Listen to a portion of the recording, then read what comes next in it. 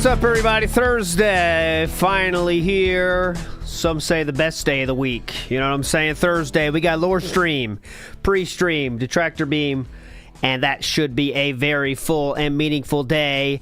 And you heard the song to start the show, right? We are the Dreamers. That means this is the last pre-stream of the week because tomorrow, that being said, coming at you, and Friday, that being said, style, tomorrow we're going to do the birthday party special, on that being said, so that should be very meaningful as well. We're going to go through many of the best moments from the birthday parties that DSP has had for himself, I mean. So that'll be tomorrow on that being said. But we got to get through Thursday first. So let's start right now. So today, this is part 3 of an ongoing series in which we go through DSP reacting to John, Rambo, and Howard's response video. All right? Now, for those interested in the timeline, here it is. The timeline we are doing here, we are the video that John and Rambo and Howard made, John and Howard, came out in Thanksgiving of 2015, right here, right? Only a few months after the Be Awesome One Jackie Chan strikes hit the channel and ruined DSP and the algorithm, as he says. The video we're watching today, though, came out in 2022, okay? And this is, what's funny is, he wrote in the description here, no monetization on this video. No monetization on this video. Because he wanted everyone to know he's not monetizing John, Rambo, and Howard, even though he did take donations during this entire event. But remember, he's not monetizing them, okay? Remember that. Please remember that. So, where are we so far? All right, well, we started with the first episode where it's kind of like talking about how they met each other and all that bullshit. The second episode was the Pay Me Tons saga, let's say, the Pay Me Tons stuff. That where we got through in part 2. All the links are down below if you want to see part 1 or part 2. This is part 3. So today, part 3, we're going to get into the money side of things. Now, last time we did this show, we finished with DSP explaining how they did payment in the beginning. So, how do they do the payment? Well, they would add up all the money that they got for his co-op playthroughs, and Machinima would tell him how much he got, and then he would get half of that. Well, that stopped working when Machinima stopped doing itemized breakdowns of how much they made. So, what happens next? Well, Rambo is going to tell us exactly how the monetization happened for the co-op situation type deal in this one. Here we go. This goes on for a little while. Then he says to me, 50% if you throw that out. You have to excuse the echo. That is on DSP's neck phones. Thank you. Right now. So let's continue. Again, it's not exactly 50% if you throw that out there, but this goes on for a little while. Then he says to me, John Rambo is referencing that he would get Rambo would get the payment from that month it came out, right? So for example, let's say we drop a video on December 1st and you get paid in December 21st or whatever for that video. Rambo would get money that month, but he would not get any money for the January views and the February views, and the years and years and years down the line, those views happened. So that's what Rambo is pointing out there, which is a very true statement there. But here we go. Machinima isn't sending me reports anymore, so I have no idea. I have no idea the amount of money that we're making on the co-op. I have no way of figuring it out. Yes. So I can no longer figure out this percentage that we agreed on. God, so the I air conditioning. Just go, okay, listen. You hear that? It's like a car. Agreed on. Oh my God. So I basically just go, okay, listen. Jesus. Throw me $100. It's like an airplane. Every time I come down. I'm going to let him talk. Okay. Say the whole thing. And the way I come to this number is because round trip, it's about 2.5 hours of driving. Yes. Right. I'm there the entire day, and I have to buy a meal at some point. So give me $100 to kind of cover my expense. You also have to consider, these are days like I'm not going to work. because my job, and I'm an independent contractor, so I'm not going to work these days. So if you really do the math, with gas and food and wear and tear in your car, $100 every time Yes. you come, you're not exactly profiting there. It's too little, John. And including not going to or working at a job which will actually make you more money than Anyone this, knows that's too little, John. Yep. So just to flat out say you got 50%, it's far from true. It's far from the truth there. Yes. Okay. Like I guess it's half truth. It's a half truth. Nugget of truth, John. Yeah, it's a half truth. So when people want to throw other stuff out there, man, you went to conventions and we paid for things. Again, like you go to conventions, you got to take time from work. Mm-hmm. Which is I'm not getting paid for work. And we went to conventions. He's got an injury. He says a back injury. So I would go and I would carry things. I would film. He was the things. pack mule. I did all the driving, as you know. Yes. And do whatever I could to help. I was coming as not. It's not just like, hey Phil, take me on this trip, and I'll fuck around and I'll sit by the pool. Came as basically to assist him in his business, as he likes to call it, right? As he likes to call A lot it. of passive-aggressive stuff and all that stuff he just said. A lot of passive-aggressive stuff. How was there passive-aggressive stuff? He said, as he likes to call it, that was passive-aggressive. But that's it. What was a lot of passive-aggressive? They're telling the facts. He said, as he likes to call it. Fact of the matter. You could say that was passive-aggressive, but that's it, in my opinion. Business, as he likes to call it. Yeah, this one. What else? He has a back injury, or so he says, his back, right? Did he say that? Let me hear that again. Is basically to assist him by the pool. It's not just like, hey Phil, take me out. Yeah. Came as basically A lot of...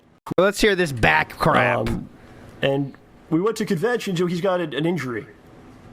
He says a back injury. So I would go. He says a back injury. What's wrong with that? Injury. He says a back injury. He says a back injury. He's just explaining it. I'll take me on Philip this locked in on that, though, didn't he? trip. A lot of passive-aggressive stuff. Let's hear it. And all that stuff he just said. A lot of passive-aggressive stuff. The business, as he likes to call it. Yes, that's true. He has a back injury, or so he says. That's his not what he back, said. Right? That is not what he said. Yeah. Everything there, everything I ever said was true. I had a back injury. It was severe.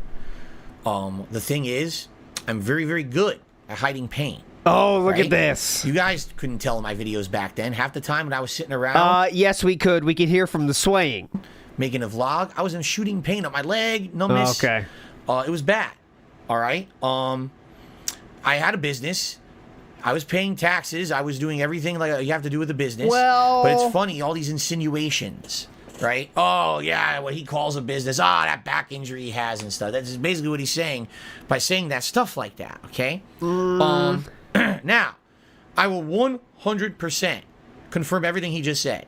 Yes, okay, so he didn't lie at all then. Great. What happened was in I want to say it was late 2013. I can't confirm that. But after over 2 years of me paying him that 50% cut, our arrangement changed. Now, just to give you guys a little bit of perspective, okay?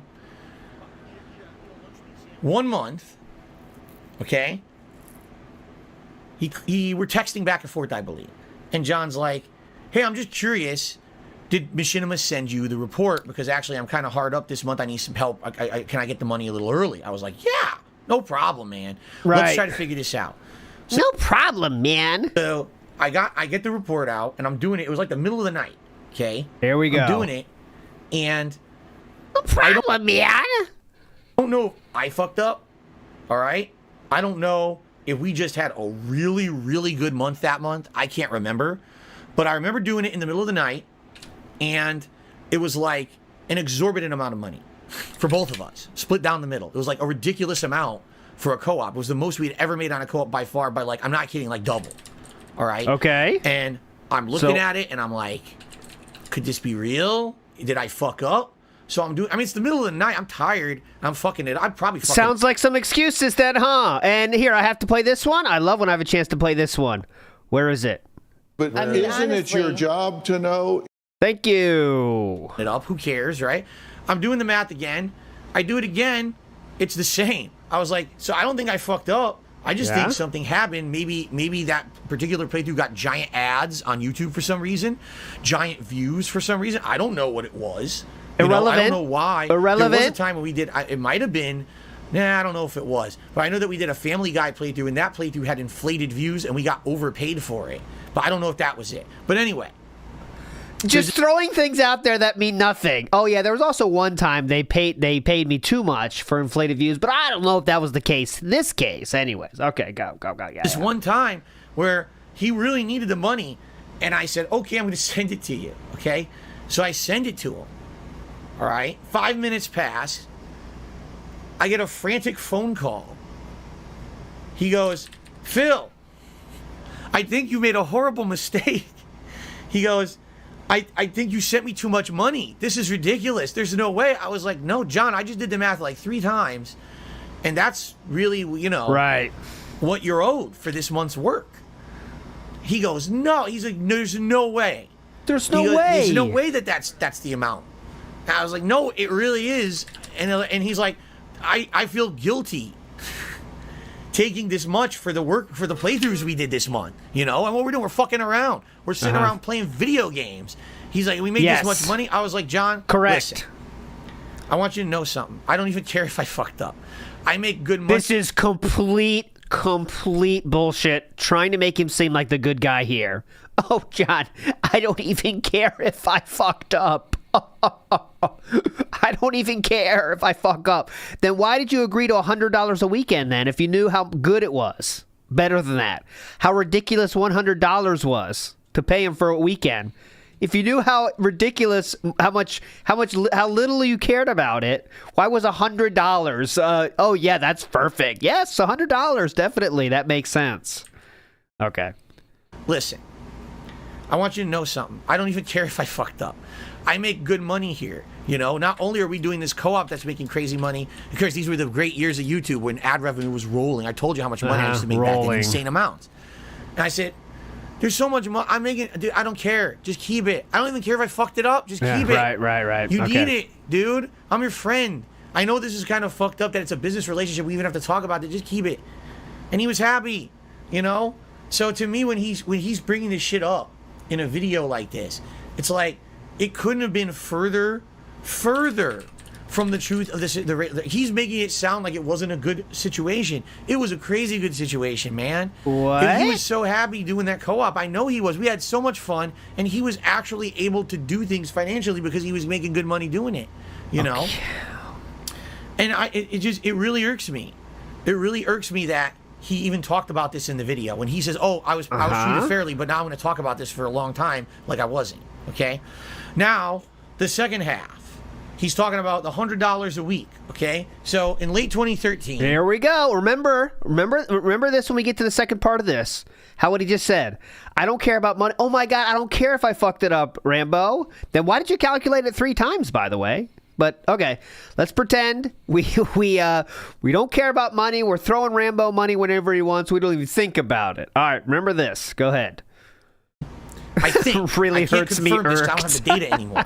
Really hurts me. Irked. Machinima tells me they can't send me the reports anymore. They don't give me a justification as to why. Who cares? They just say they can't. Irked for real. They yeah. also told me no one else under the partner network made those requests. I was the only person asking for that data, and they don't have to provide it. Irrelevant. So this is just one of the many cases. So it seems like they gave you a reason they didn't have to do it then, but all right, cool. Over the years, where Machinima's attitude towards me completely changed. Oh, by the way, real quick, we do have confirmation. So next week for the Mario Kart Direct, which will happen on Thursday at 9 a.m., it will be another Chew Reacts, my friends. So that'll be next Thursday's content, all right? So next Thursday, Chew back in the house for the Mario Kart World Direct, a game she knows a lot about. Well, she knows about Mario Kart 8, so that should be fun. Next Thursday. All right, let's go. No seemingly good reason. We had a good relationship. They were sending me these reports all along, no problem. All of a sudden, we can't do that. Why is he being so demanding of us that he wants this data? So they wouldn't give it to me anymore. Mm-hmm. Okay? So if you don't have the raw data, all you can do is guess based off of views on YouTube, which is not reliable. and we were trying to guess how much money videos are making or whatever. And John, after like a month of trying to guess and you know, having difficulty doing it. A month of trying to guess? Said, all right, forget it. He's like, here's what we're going to do. Just pay me $100 a week. Okay, so you should know how ridiculous that sounds because of the month that you've paid him so much that it was shocking to him, right? And I even said to him, I said, are you sure that's what you want? I in my head, I had a ballpark number. I wanted to pay him around $250 a week.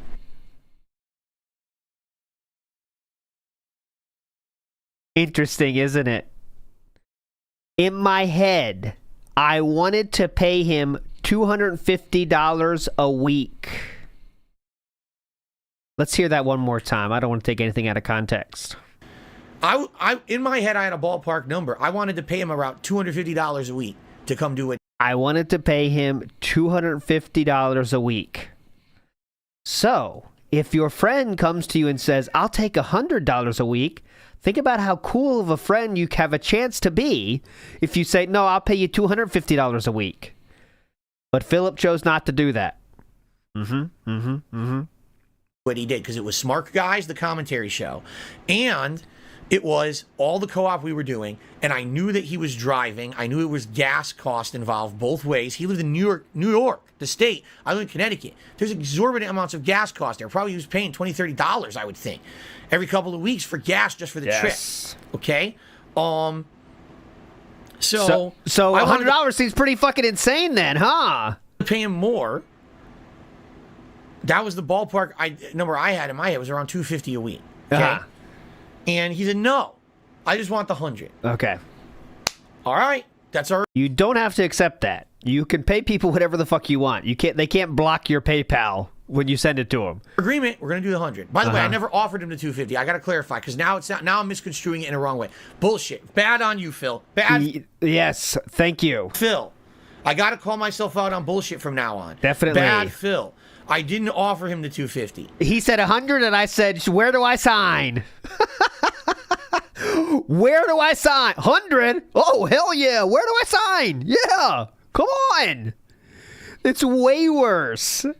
It's way worse. And he was trying to lie there, too.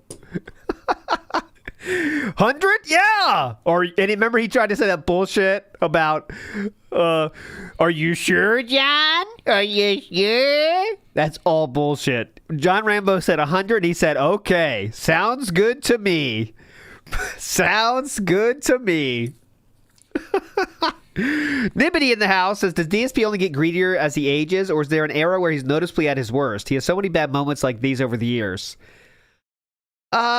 See, I'm the kind of person that thinks, I'm of the mind that DSP is not greedy for money, okay? He's greedy for acceptance. And also, he is greedy when he's in financial distress. Like in 2017, I mean, that's different. He was really in financial distress now, so he was absolutely greedy for money because he had no other fucking choice, right? So for me, I think he's more... He wants to be accepted and also be seen as like a good businessman, adult-style human being, right? So in this case, he's not even thinking that he's too socially inept to think he's fucking up he's doing something bad to Rambo right now. I think Rambo asked for 100, I give him 100, I'm being a good friend. Like, I honestly think that is what his mindset is. Right? The thought of saying, I'll pay you more, doesn't even enter into his mind because he doesn't think about how to treat friends and stuff. He just doesn't have enough experience with that, in my mind. Right? So, yeah, so Luigi's Nair says the same. That's what I was kind of trying to explain. If he only wants money for acceptance, why cheap out on Rambo? Because he doesn't have enough experience dealing with friends to know that a friend might like that. You know what I mean? Like, he doesn't have enough social experience with friends and trying to please other people that he knows that's something you should do. You know what I mean? But who knows? Who knows? But yeah, in terms of the question, Nibbity, has he gotten greedier with age? No, but he has gotten more desperate because things are getting worse and worse, right? So that desperation leads to the begging we see now, which it's not about getting as much money as he can. It's about staying relevant as long as he can. And for him, relevancy, acceptance is all money, tied to money in his mind. Because the money, guys, he doesn't do it. He doesn't spend the money in any wise way that would be helping his life, right? It just goes to Scopely and alcohol and office improvements that don't matter. So it's like a spending addiction. And the only way to keep that addiction fed is for asking for money, right? But, you know, who knows in the end. Panda in the window, like Malcolm X says, benefit of Rambo to Phil went beyond just the episodes he appeared on. He could have easily averaged previous payouts to find number fair to both. Yes. There's many ways to do this, and somehow Philip landed on the one that cost him the least money. And the least benefit for John Rambo, right? $100 a week. When even Philip knows that sounds insane. But he didn't offer it to John. Because he's that cool. Nibbity says, throw like hell, Burnell throws his back out. Or so he says. Lot of passive-aggressive stuff going on here. Smitty Webman Jansen says, have the calculator out by candlelight and gin. By candlelight and Jim, I shall do these forbidden calculations. You got Smitty Webman Jensen. Mad Stays Noted says, DSP went from John's accent to Cat's, I've noticed. And that is, without question, a true thing that has happened. He picks up the mannerisms from people around him, like the Leanna goat laugh. That's Leanna is the one that started the goat laugh. And he definitely talks like John Rambo, too. And I don't know if that's just trying to be cool or what, but it's something. And yeah, Amberlynn Reed does the same thing. Yes. And maybe that's something about narcissists. Who knows? But they do the same thing. They pick up what their partners do and then take it as their own. And then it becomes a part of them, right? Paco Pasidi says, you think he ever bought John a Wolverine doll? Fuck no. He didn't buy John shit. And that's probably it. Desperation to fit in, right? If I'm like them, I think I'm cool, right? See, well, mirroring as manipulation, I liked it. What does that mean? Like, how would mirroring be manipulation, right? I think it's trying to fit in sounds more correct to me, but who knows? I'm not an expert. Big ups, Mimsy. Let's go. Call myself out on bullshit from now on. Uh-huh. Bad Phil. I didn't offer him the 250. I asked him what he wanted, and he said 100. The 250 was a number in my mind. I never said it. I feel bad now because I said that. That's a lie. That didn't happen. He wanted 100. I said, I will give you what you want. So, okay? I should have paid him more. I didn't. Yes. Okay? So all that bullshit about saying, are you sure, Rambo? Was all bullshit then. Incredible lie just admitted to right there. Right? You heard that? He said all that bullshit. He said, I said, are you sure, John? Are you sure? Complete fabrication. He just admitted to it. You want. Okay? I should have paid him more. I didn't. Okay? So, from like late 2013 up until the time when I moved in mid-2014, he was getting paid about $100 a week. Why do you say about? For the stuff that we were doing. Notice how he does that? About $100 a week. You've already laid out exactly how it was actually exactly $100 a week. Why are you trying to muddy the waters still? In mid-2014, he was getting paid about $100 a week. There's no about to that. It's $100 a week, right? For the stuff that we were doing. Keep in mind that all those other things like he just mentioned behind the scenes, conventions, I paid for them. Rambo just told you about how that doesn't matter because he was kind of on the clock at those things. The hotel rooms, I paid for gas to driving to those. Because you had to have a driver. Wait, just to give you some perspective. Yes, you had to have a driver because of your so-called back injury, right? We forgetting about that? We went to E3 together in 2012, all right? I basically bullshitted Machinima. And I told Machinima, listen, I need John to come with me to E3 because I need a cameraman because I have a debilitating back injury. Now, did I have a debilitating back injury? Yes. Did I need John to come to E3 with me to film and carry my shit? No. So you did have a debilitating back injury that required someone to carry your stuff, but now you're saying you scammed Machinima and you really didn't need someone to do that? Huh. Oh. Okay. Interesting. I love the script writers really going off on one here. Okay, this is a stretch of the imagination to say the least, but we'll try our best here. I could have done that myself. Oh. I bullshitted Machinima to get him into E3. Bullshitted Machinima. I paid for his plane ticket myself because Machinima would not pay for it. They said all they would do is they would get him a pass. So I paid for his plane ticket to and from. Okay? Oh, what a saint. What a saint. Yeah, good point. So why was John carrying all the stuff for all the other events that weren't E3? There's multiple. 3 or 4, isn't there? We went to WrestleMania. Yeah. Okay? We knew going to WrestleMania in 2013 would not garner a lot of content for the internet because WWE was classically infamous for claiming content. Classically infamous. Classically infamous. That you It's like Beethoven, dude. put out there from any of their live events. So why did Philip make over 50 videos from that, by the way? I believe it's in the 50s. It's something like that. That's not a joke. I believe he made about between 20 and 50 videos, I think. But all right, yeah, it wasn't going to make a lot of videos for the internet. Okay. So I knew that even if I recorded Let's footage check on that. at WrestleMania, that it wouldn't make money.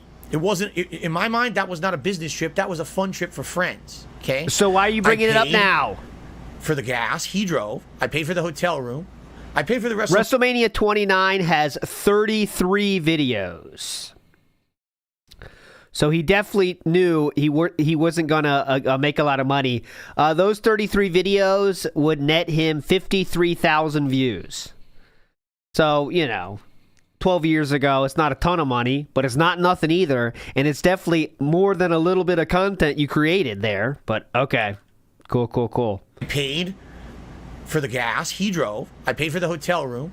I paid for the WrestleMania. Wait, hold on. You said a key point there. In my mind, that was not a business trip. That was a fun trip for friends. But yet, you still made him do stuff. Okay. I paid for the gas. He drove. Okay. I paid for the hotel room. So I paid for the WrestleMania tickets. He drove. Got it. Were over $1,000 each WrestleMania tickets. Okay? Yes. I didn't care. This was fun stuff I was doing with my friend. I wanted... That's true. He did say that. 40,000 views is $80. So he can calculate things now, but not at that moment. him to be along for the ride with me. Okay? I didn't want him to feel left out because I was the one with his name on the channel. I wanted him to come with me and share these experiences with me. The WrestleMania... You needed a driver. trip was not a business trip. You needed a driver. At all. It was a friend trip. In which you needed a driver. Us to go experience WrestleMania together, and sure, on the back end, come back and do a Smart Guys about it, right? Okay. But it absolutely, positively was not that. And he's saying every trip we ever went on, he was my... Yeah, Philip, what would a 2025 Philip think of another man asking... Think of a man asking another man to go do a wrestling event together. What would that 2025 Philip think of that? That's gay. Oh, shoot. My work guy carrying my stuff and filming. That is completely false. The only trip ever that happened was E3. Do you want to know why that happened at E3? Because we had to bullshit Machinima to get him his pass. So they needed to see him following me along, carrying my bags and equipment. They needed to see him recording some stuff that I was doing so that we wouldn't get in trouble for hitting... Who? The spies of Machinima? Yeah, definitely. Someone's walking around with the clipboard saying, "Did you see John Rambo carrying anything?" Right. Him into E3. Okay? Right. Outside of that, it's actually completely untrue. Whenever Okay. we went to a convention, John could do whatever he wanted. I mean, yeah, he would be on the panel that we did at the convention to promote his own content that he was doing on his channel, whether it was his podcast or Schnozman and Hole Punch. I didn't demand that when he came to a convention, he could only talk about our content. That wasn't the intention. It was he could get free promotion for his own. And also he had to drive, right? Stuff. I got his foot in the door of all of these conventions and onto these panels to promote his content. Okay. Those panels with 50 people tops in the audience were huge opportunities for John Rambo. Absolutely. There was a convention we went to, Screw Attack Gaming Convention in 2013. Okay. That's the Stuttering Craig started that one with a handsome Tom from ScrewAttack.com. Go ahead. I think it was 2013. I'm pretty sure it was. During this convention, I think I interacted with John Rambo a grand total of 2 hours. It was probably when we arrived, said hello, saw each other at the table that we had there a few times, and then when we were leaving, we didn't have the same hotel room. At that point, I was with my ex. We had our room, and he had his own room with Howard. Okay, and OJ. So what does this matter? I was doing my own content. I was filming everything myself. Everything that was filmed for the Iron Man of Gaming competition, I filmed. You mean Leanna, right? Okay. Yet he was there. I got him in. He had a table. He had a panel with me. Like, you know what I'm saying? Like, he went and made so much content for his own channel. In this video, he acts like, oh, you got to understand that even though the money was good, and people can justify that the money, maybe even if it wasn't good, will Phil paid for all those conventions and things. Well, I was working the whole time. That's a lot. He worked definitely during E3, and everything else was us having fun as friends. Except for the driving part, in which you required someone to drive for you, right? So it's real cool to say that, okay, let's say Rambo didn't do anything at any of these events, and he's just there doing the panels and hanging out. Philip still had to have a driver to get to all these things. So it's easy to say we're giving John all these opportunities, but Philip still needed a driver. And John filled that role. Okay, everything else was, like I said, that WrestleMania trip, there was zero work. There was no work. It was fun. So he is spinning this in a way that's all right, not completely untrue, because there's one time when he actually did do a significant amount of work because we had to, or else Machinima might say, hey, what, do you fucking lie to us about this guy, filming for you or whatever? Yeah, we gave him a $50 pass. We want that $50 back. Remember, that's all Machinima gave him was a pass. Not a plane ticket, not a hotel room, a pass. Isn't that what he said? I think that's what he said, right? He got a pass. Oh, yeah, Machinima's going to go bankrupt from that extra pass they give out to press for free. Right. I told him he was my cameraman. Now, I needed that because I had a back injury, right? Outside of that, it was always friendship. It was about friendship, me paying for everything because I was the one making all the money on the channel, and friendship so that he could come with me. This statement he's making here is incredibly hurtful to me. Incredibly. Because it couldn't be further from the truth, at least from my perspective. From your perspective is the key word there, because it really shows how Rambo felt he was treated. He was being used every step of the way to do things that Philip needed someone to do, and being underpaid for it. That's how he saw it, but that wasn't what was happening. Okay. I can't believe he says this. Really, I can't. Oh, every trip that we went was full work for me, and I was taking days off of work. Dude, it was us hanging out.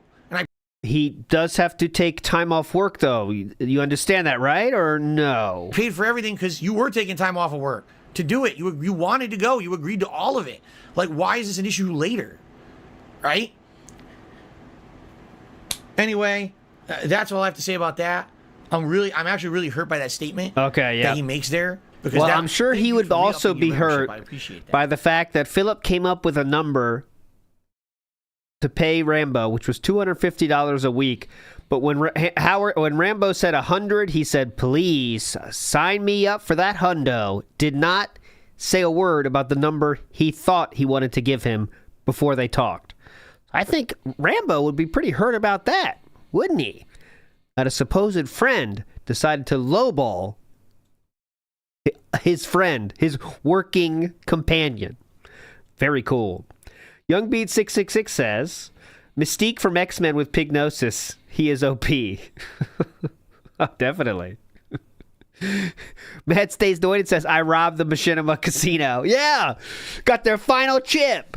Every time I snaked Machinima, I'm going to remove one chip. I didn't do part 3 already, did I, Ricky Ricard? If it's part 4, actually, I'll change the title. I thought it was part 3, but let me know, Ricky.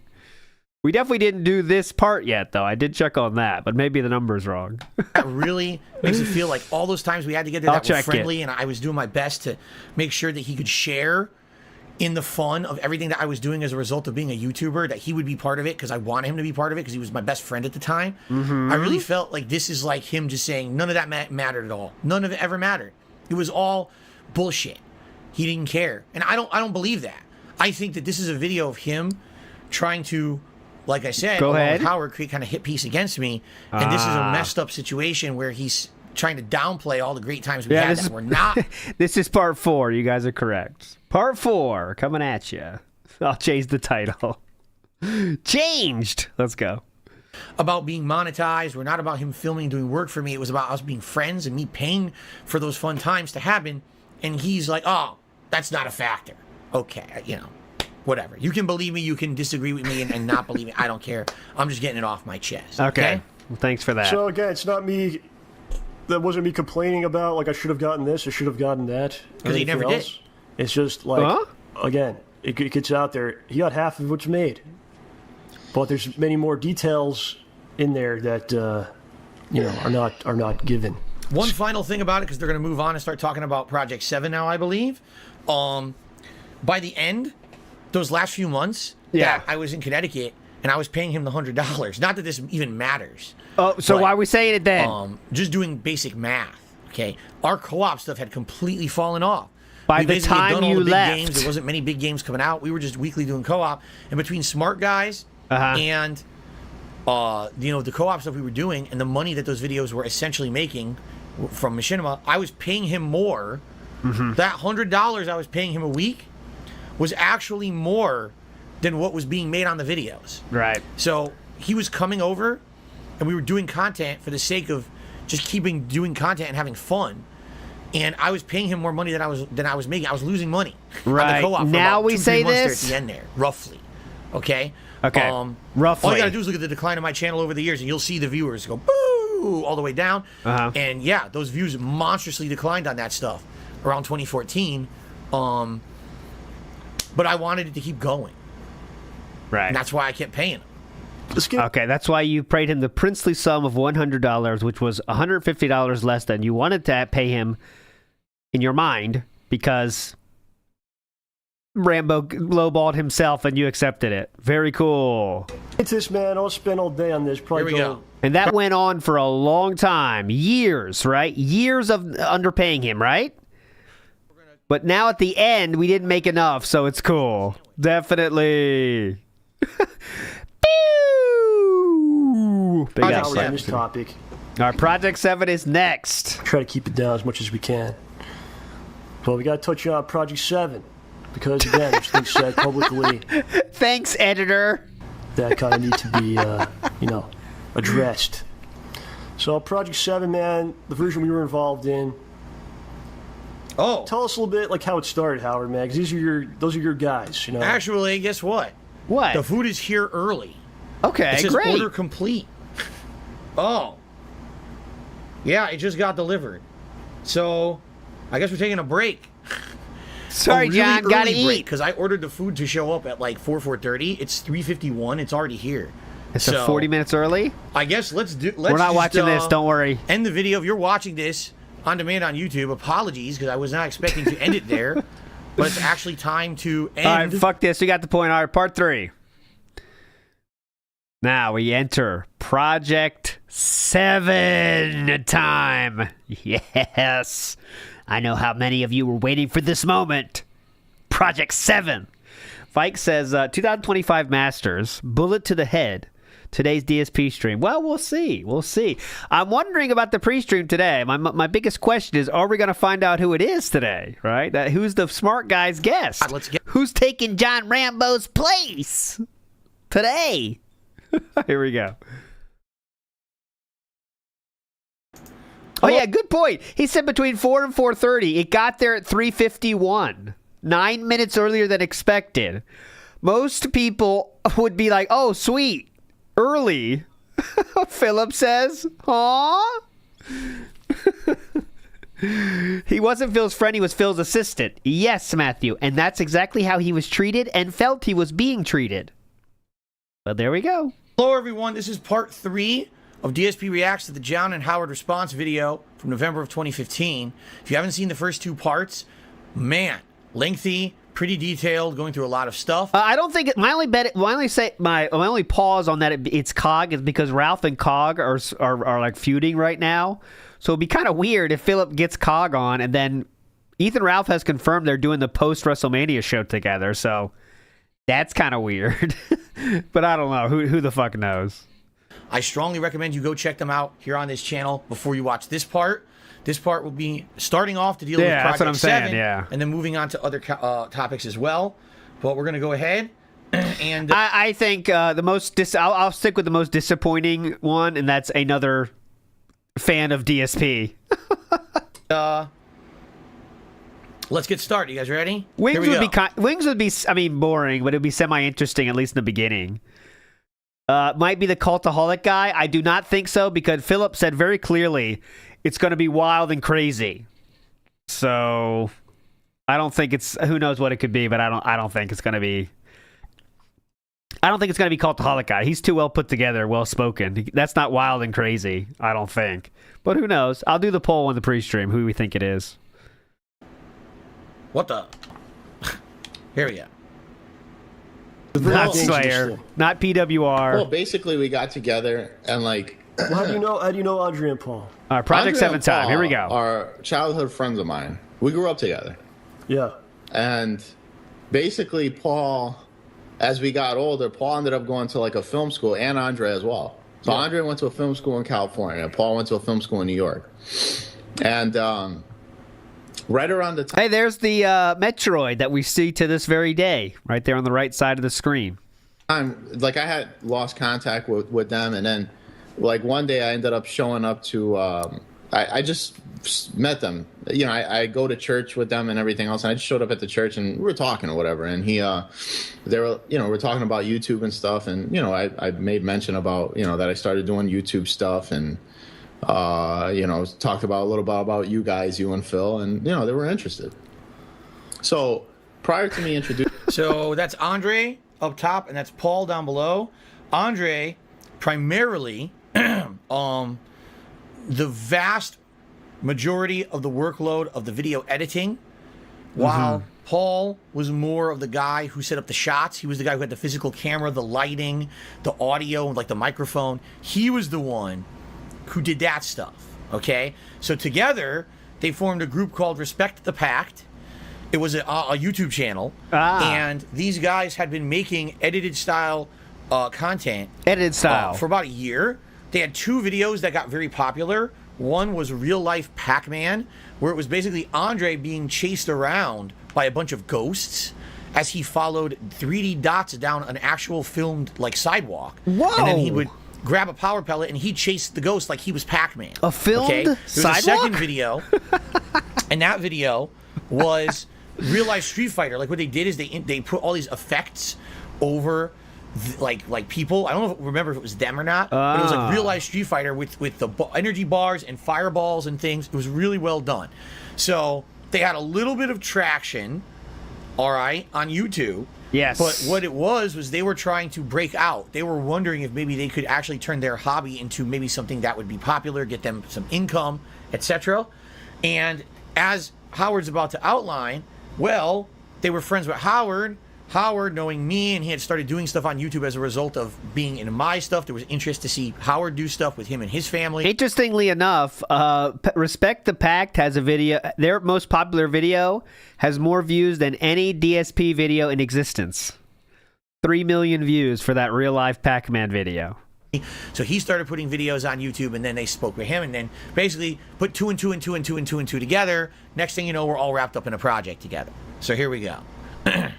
introducing you guys to them. I did a couple of videos with them on their I think it was it Respect the Pact at the time, or I think it was Respect the Pact. That was the name of the channel. I remember this is how I remembered. Okay. Yeah. No, I think Philip's most viewed video is the Spider-Man, which is like 1.1 or something, right? Something like that. I remember you came to me, and you go, "I got these two guys, they're my friends. Yeah. You know, grew up together, and whatnot. They want to make some videos. It's supposed to be packed. Are you interested in doing P-A-C-T. with them?" Yeah. And then I go, thinking about it, I go, "Let's bring Phil in on this."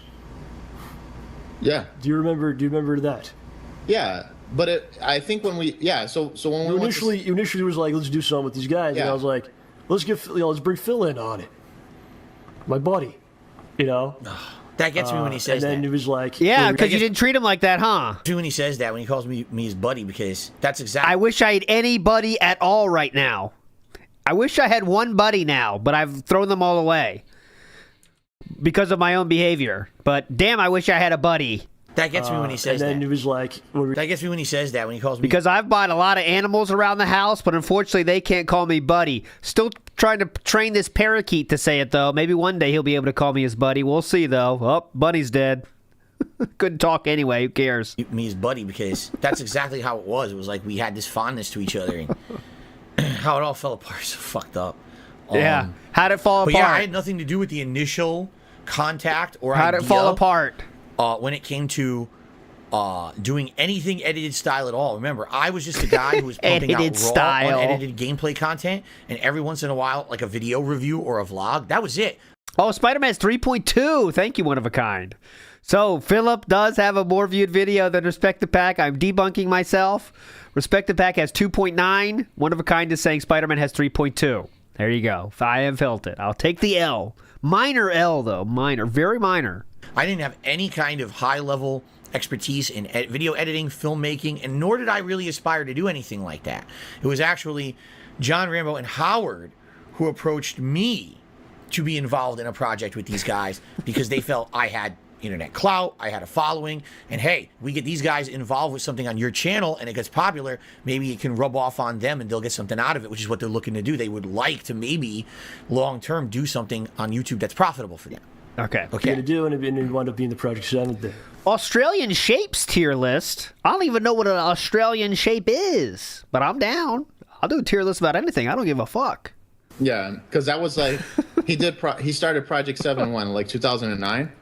It was I don't know. Yeah, maybe. Yeah, I think it was like a year before, and then we said, oh, let's, why don't we just reboot it? Big ups 808. So that's a really, really short version. What happened is in 2009, I was dicking I around on appreciated YouTube that doing short shitty version. edited videos like skits Oh, and stuff. God. Just experimenting. I appreciated the short version. 2009, I was dicking around on YouTube Oh, Rambo, we can extend that about 10 minutes, Rambo. Hang on. doing shitty edited videos like skits and stuff. Just experimenting. And I had a series called Project 7 that was supposed to be me playing Final Fantasy 7, but I was kidnapped and forced to play it by a character called Deathface. I'm not going to get into the ins and outs of that. Doesn't matter. Okay, there's nothing to do with this really. But when these guys approached me, all right, John and Howard approached me and said, "Hey, we got this team of guys called Respect the Pack. They want to do these edited videos. What do you think we could do?" And I said, "Well, You'll never get. Guess. out of all the things that I've ever done that might make sense to do an edited style, I wanted to do a highly edited series called Project 7, but I didn't have the know-how or the expertise. I dumped it after like 3 videos. I didn't even bother with it anymore. Got too lazy. And I feel like maybe that could be something we bring back, but let's do something completely different, right? Instead of it being the original idea for Project 7, me stuck playing a video game like Final Fantasy 7 that I don't like, and let's do something different, a different premise. Let's get us all involved. Instead of it just being me, let's have all of us be in it as characters. That way we all feel, like we're all part of this project together. Yes. And that's really how it hit off. Was we wanted to do something, we didn't know That's what it how was it hit going to off. be. I said, hey, I got this thing on the shelf for like 2-3 years I haven't touched that I always wanted to do, but I didn't have the expertise to do it myself. Maybe this is the opportunity to do it. And that's how the idea started. Okay. So I was in a process of that, and they were on board. Everybody was on board. We were having a great time. Yeah, it was a great time, and honestly, it was like an experience. I agree. Not necessarily the videos themselves, but the experience of doing it was like a real big thing for me, man. Like I learned a lot from Andre and Paul, and I kind of got the bug to like, oh shit, I want to make like movies and stuff like that. Thanks to those guys. Did you learn anything, Philip, or Get any spark of creativity from that, or what they were doing. did you just buy shit? So it was a great experience in that end. Then it all kind of started to slowly erode away and fall apart, man. I'd say what really punched me in the face, man, that's what it basically was. Ooh. Right before episode What? really punched me in the face, man, that's what it basically was. Punch me in the face. Right before episode 3 is going to come out, doing my thing. This is going to be a common theme on this recording here. Uh-oh. Where I'm just kind of doing my thing, doing what I got to do in my daily life, and I start getting messages from people, and I go, "What the hell is this?" Trolls. The trolls. It's messages from trolls who are trying to goad each other into doing stuff, and even back then. Trolls trying to goad each other into doing stuff. Because this was 2012, to clarify. The Yeah. issues that we have are from like 2014, 2015. This was back in 2012. As far back as them, internet trolls were trying to pit us against each other and get us to say dumb shit against each other and get us to insult each other and get it, it's always been a preeminent thing. Okay, so just to debunk this one live, what he's talking about here is that trolls in the comments, right, would say things to Philip. And Philip would make videos about it because he can't not react. What they were telling John Rambo is things such as, did you see the video Phil made about you? Did you see the video Phil made about you? That's what the trolls told John Rambo. What the trolls told Philip in the comments, I want to remind you, in the comments, was that John Rambo's parts were the funniest. So let's see who handles this the best. On the internet, since I've been making content, that trolls are trying to fuck around and trying to interject and trying to get us to kind of be at odds when we're really not, Okay. And so there's a situation that's going to come up right now that's a direct result of internet trolling. So here we go. Okay, the internet trolling is, again, telling John Rambo that DSP has made videos and said shit about you. Have you seen it? That's it. So, right before episode 3 comes out, Phil puts out a video. Here it is. He's talking about Here it is. Kahntext, 2012. whatever, man. And he basically, it's just something he often says. He says he'll set it up. I don't mean to badmouth. It's just something he's talking about. Let me try to find that, just in case we need it for debunking. Weekend preview 4/9/12. Xenoblade. Who can forget that day? What a day. All right. April 2012. Whatever. Man. Birthday week. And he basically, it's just something he often says. He says he'll set it up. I don't mean to badmouth. Don't take this the wrong way. He says, I don't mean to badmouth John Rambo. Don't take this the wrong way. And proceeds to talk about me. Talking about how John was given the best lines. Oh, yeah, they play it. Thank you, Be Awesome One. You're right. Things to do. Because basically he's upset that people were in the comments saying that, John, John's the best part of this or things like that, So yeah, that was video it. saying, That's what the trolls told John Rambo, by the way. So again, trolls aren't starting any fire that Philip hasn't started his fucking self. They just told him what he said. So, you told me what the trolls did wrong here. All right? Hey, John, see the video Phil made about you? How dare you, trolls?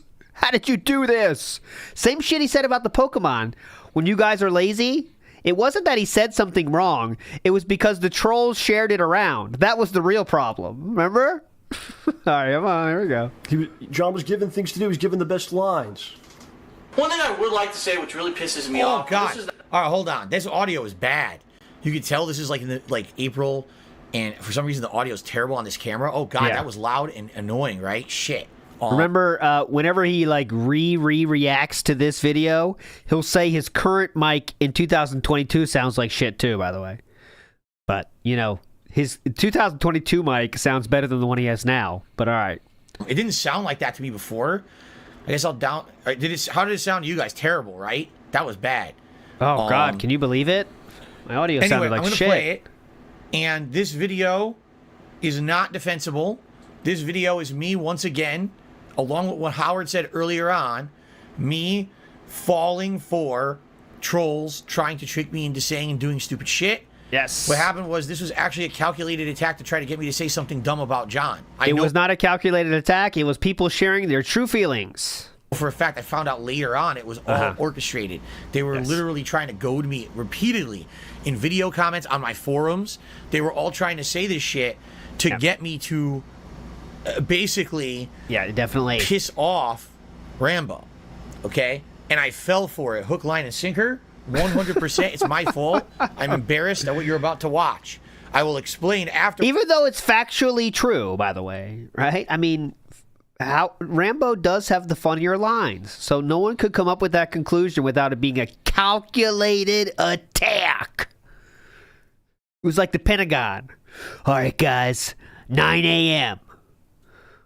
April 9th, 2012. Drop the comments. Are you crazy? We can't drop those comments. That would take a worldwide plan. Are you sure about this, soldier? Drop the comments. Oh. Are you sure we have the infrastructure for this? Drop the comments, soldier. Afterward, what I intended to say, but look at what I actually said. Here we go. I'm not trying to badmouth John Rambo in any way, but in Project 7, the series so far, John Rambo's character in the series gets a lot of the funny parts. He's supposed to be like the deadpan comic that all of a sudden does crazy shit or does silly stuff, and it comes out really funny. And I want to let everyone know that we've been seeing comments on the videos that are kind of stupid, uninformed, and disheartening. Things like, oh, DSP sucks and Howard sucks in this series. It's all about John Rambo, John Rambo, John Rambo. Okay, remember, I did look at this, a different stream, so I'm not going to do it now. But those comments, none of those comments showed up. They were very much in the way of, man, John Rambo's funny in this one, right? I think there was like one negative comment we found, I believe. But I'll look now because now I'm interested because I can't remember exactly. But hold on, let's let him talk here. You know, and that's true. A lot of the funny stuff was given to John Rambo. But here's the deal. We all write the episode. Just last week, myself, Howard, and John Rambo got together here in my condo, and we all collectively together put our heads together and wrote all of episode 4 of Project 7, okay? It's a group effort, and it evolves over time. In fact, a lot of the funniest stuff kind of just becomes improv, stuff that we didn't... There's a scene in episode 3 that you're going to see. You're going to piss your fucking pants laughing when you watch it. I shit you not. And you're going to know what scene it is when you see it. And it was completely improv by Howard, by OJ, by a couple different people on the fucking spot. So for people to say, oh, this one person is completely the funniest person, you're a complete fucking idiot. You don't understand the creative process of how this stuff comes together. The fact that we all put our heads together and write it. It's that's true too. Insulting for you to say one particular person is the best person in the series when we all write the series. Case in point, in this teaser trailer, there's a funny scene featuring John Rambo, and everyone says it's the best part of the trailer. And I even saw a comment saying, "Wow, this is Rambo's the funniest thing." Guess what? I wrote that scene. It was my idea to put that scene in there. I have no problem that it was John Rambo acting it out. In fact, for a lot of the Project 7 series, I've kind of been on the back burner. I've been the character that drives the story. Meaning, uh-oh, I'm kidnapped. Uh-oh, now I'm emotional because I've lost my gaming powers. Uh-oh. You know, I'm kind of a tool to get the story moving, but I haven't really been definitely at the a tool. forefront. I haven't been the leader of the guys or anything like that as of yet. That will change in future episodes, as you're going to see, but for now, I'm doing the role that I need to do in these episodes. I don't need to be absolutely fucking laugh out loud hilarious. John Rambo's had lots of opportunities to be laugh out loud hilarious so far. Wow. Okay. I think this is it right here. I'm working behind the scenes here. That scene with Rambo doing an impression of Rambo gets me every time. Now, again, like the Awesome One pointed out, he might have deleted the other ones that were interesting, that were more, let's say, targeted, but that is it. I'm looking for more Rambo comments, but I can't find any. Now, they could have said John, of course, but I really think that's it. That's what they... How did he describe that? Sorry. I want to go back here. Yeah, that will change. I haven't really dropped back. This is Rambo's the funniest thing. Guess what?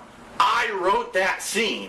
There's a funny scene featuring John Rambo, and everyone says it's the best part of the trailer. And I even saw a comment saying, "Wow, this is Rambo's the funniest thing." Guess what? I wrote that scene. All right, well, that must be deleted because I now have seen all the comments and have searched for all messages of Rambo, and unfortunately, that one's not there. So who knows what the truth was there. Here's another one that says John Rambo. It can't be this. John Rambo shall be proud. All right. Great. Okay, let's go. Yeah, and good point. It's weird to say, like, oh, Jim Carrey's funny in Ace Ventura. And the writers coming on Twitter and be like, guys, if you think Jim Carrey was the best part of that movie, I wrote that, stupid. Dumb fucks. No matter how you spin this, it's incredible to say this.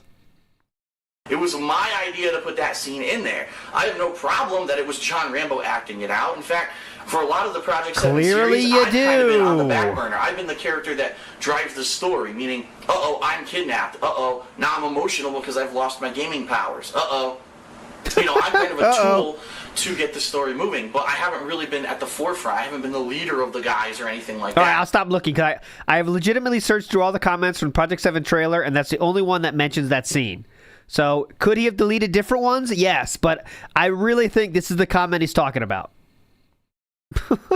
That scene with Rambo doing an impression of Rambo gets me every time. That's it.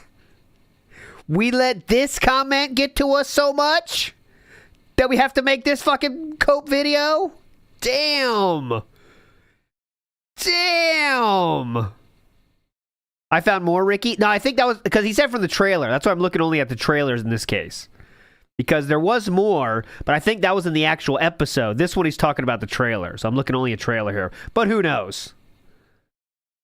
As of yet. There could be way more. You're right on that. Look, go if you want to find the other ones, go back to the other videos. That will change in future episodes, as you're going to see. But for now, I'm doing the role that I need to do in these episodes. I don't need to be absolutely fucking laugh out loud hilarious. You could be right there, John Ricky, Rambo's for had sure. lots of opportunities to be laugh out loud hilarious so far. Yes. And so he comes across as maybe the funniest character. It's a difference between saying John Rambo is the funniest character in this series versus, oh, John Rambo's the only good thing about this series. Because then you have no idea how the series works, how a creative process works, and you're insulting everyone else who works on the fucking episodes. No, you're not. So shut your fucking mouths or get blocked.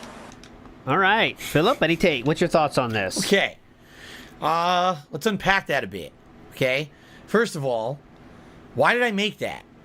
If you take a look, it was the Weekend Preview.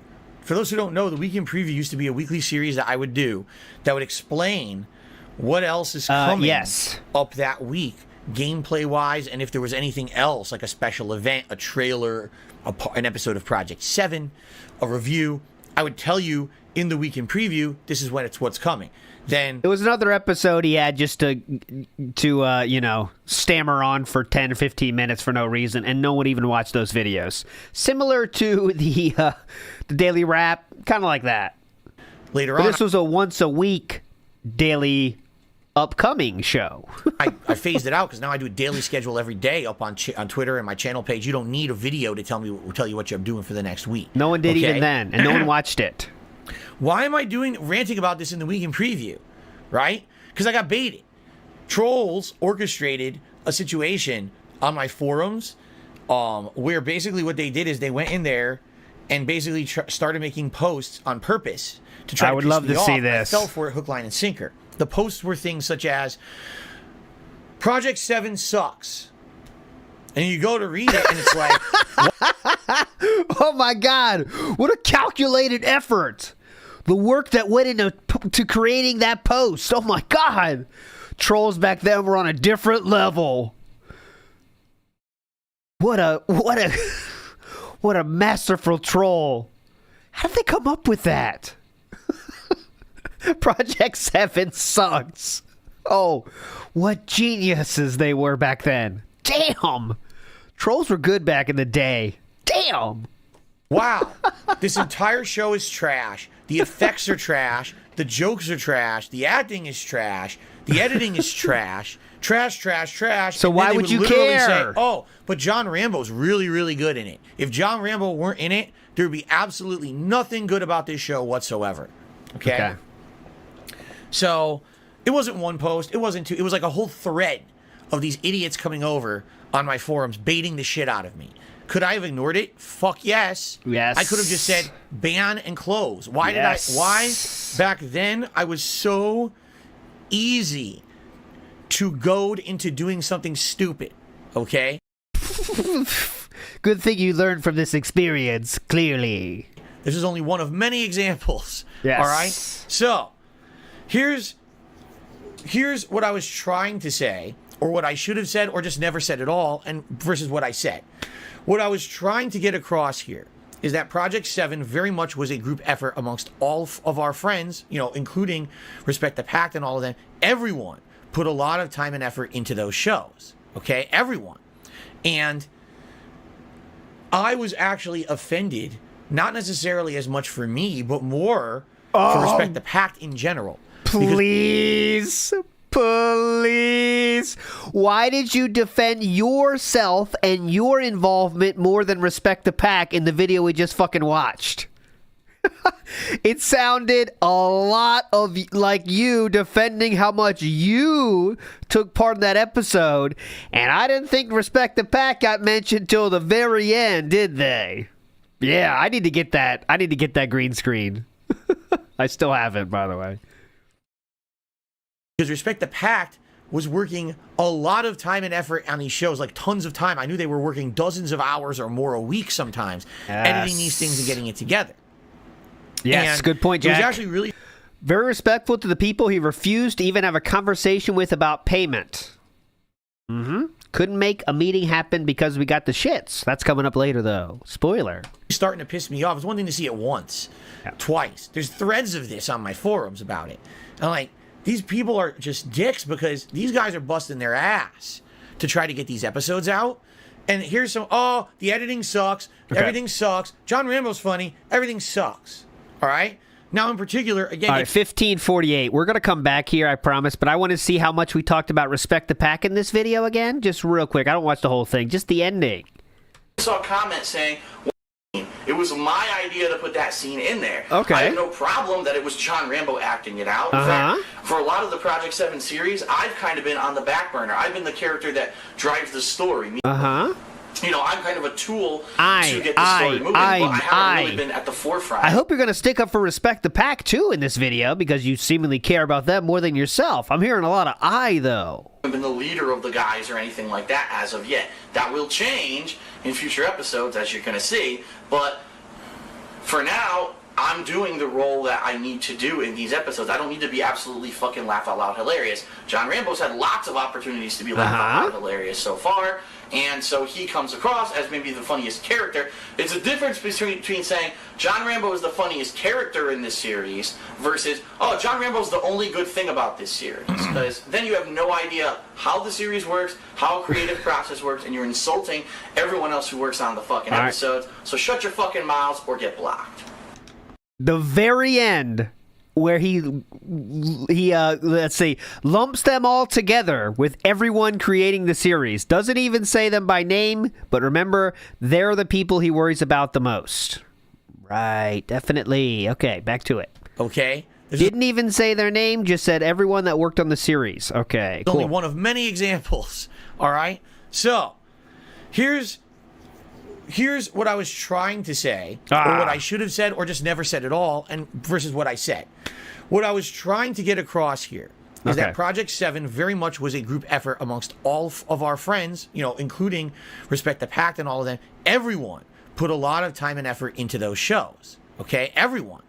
And I was actually offended, not necessarily as much for me, but more for Respect the Pact in general. Because Respect the Pact was working a lot of time and effort on these shows, like tons of time. I knew they were working dozens of hours or more a week sometimes, editing these things and getting it together. And it was actually really starting to piss me off. It's one thing to see it once, twice. There's threads of this on my forums about it. And like, these people are just dicks because these guys are busting their ass. Okay, so why didn't you bring them up? And you definitely want to pay them, right? Try to get these episodes out. And here's some, oh, the editing sucks. Everything sucks. John...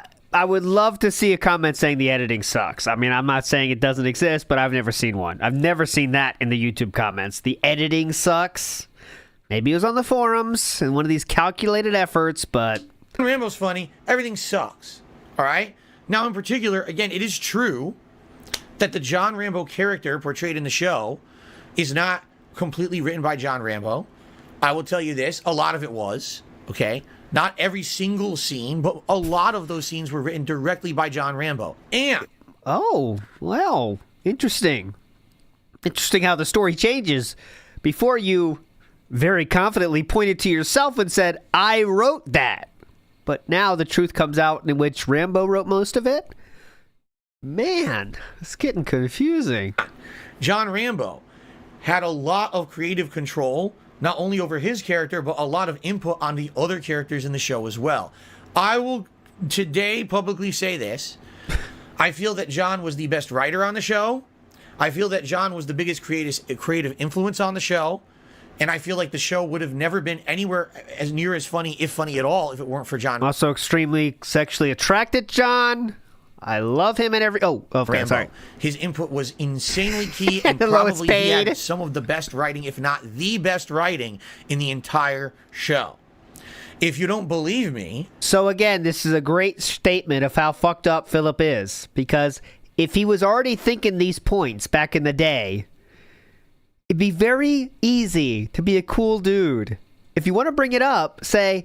Yeah, John Rambo's awesome in this, man. He is really, really carrying this series. Stay tuned for the next episode. He has a great part. If you like that Rambo character in episode 2, holy shit, wait till you see episode 3, right? Very easy to gas up a friend, right? And it still benefits you because you're getting all the money for the views. But instead, we have to shit on them because our ego is just too weak. Unfortunately. Damn. Go watch his own show, Snodge Man and Hole Punch, which was the next project he worked on after Project 7 ended prematurely. He wrote that thing himself. He directed it himself. That's a show 100% Rambo and friends, but mostly him. Good and point, Flowchart that Cam. show is only about 48 times better than Project 7, I would say. Okay, when it comes to the writing. This means so much, Philip. 15 years after it came out. This really means a lot. The writing, because I'm not trying to downplay what Respect the Pack did with Project 7. The effects and shit in that show are way better than the show deserves, okay? This means but the so point much. I'm making here is... Thank you, John Philip.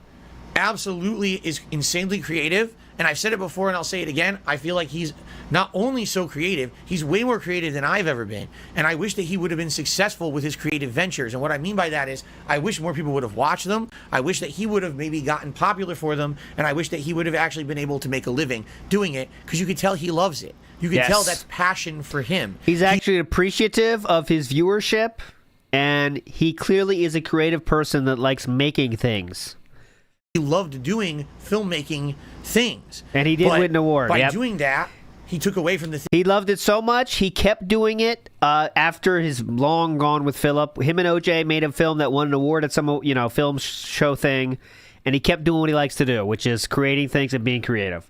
But Philip has to tie that to, if you don't make money with it, there's no point. So things that were, part of his real life, which actually he kind of addresses later on in this very video, okay? So again, I'm not spoiling, I'm not revealing anything. Eventually, he ran himself into the ground working on Snodge Man and Hole Punch because he wasn't making any money doing it, okay? So, I made this video insanely stupidly. Instead of saying that, right? I say, everyone says John's the funniest thing, but we all wrote... Right here, by the way. This is the 2019. That is OJ on the left, and he won a film award in 2019. There we go. That's what passion looks like. That's what creativity, having a passion, having a hobby that you want to work on and make it happen. Right? That's pretty fucking cool. But anyways... wrote those scenes for John. And by the way, there's a particular scene with John that I wrote. I wrote that scene. So there's no way you could say that was just John, because I was involved in that.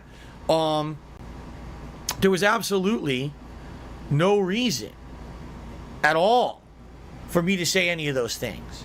At all. I should have ignored the trolls. I never, ever, ever, ever, ever, ever, ever, ever should have said any of that stuff. There was no point to it. Who was I fighting? A bunch of trolls on my fucking forums. Who cares? Yes. It was a waste of my time. If I'm going to argue with the trolls on the forums, whatever, why did I say it in a video to my public audience? That was just stupid and wrong and dumb and not even correct, okay? So, just clearing the air. John, you could have considered him kind of the head writer of Project 7, even though we all collectively had a major part of that process, okay?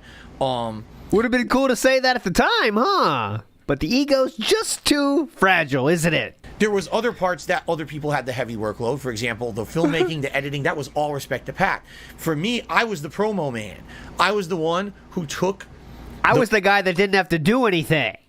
Big ups, Aid and Becca, legend. Let's fucking go. Hope you get a good pull. Footage, and I made promo trailers out of it. I pushed it on my channel. I heavily advertised it to my audience. I was the one to sell the product to a viewing audience. You see? We all had a role to play in this. Yes, and coincidentally, my role, it requires the least work. Very fun. But undoubtedly, I was feeling very insecure. I was feeling attacked. Like, basically, people were saying, everything you're doing is shit. You know, except for the parts with Rambo in them. Like, yeah, but the parts with Rambo in them, we all kind of worked on, too. So when you say everything's shit except for those parts, well, those parts were a collective effort. So the thing is, the way I say it, not that I outright say John didn't do these parts, but John took it that way. Like, John... yeah, when you make a point... Okay, hold on. 1958. Remember 1958? When you...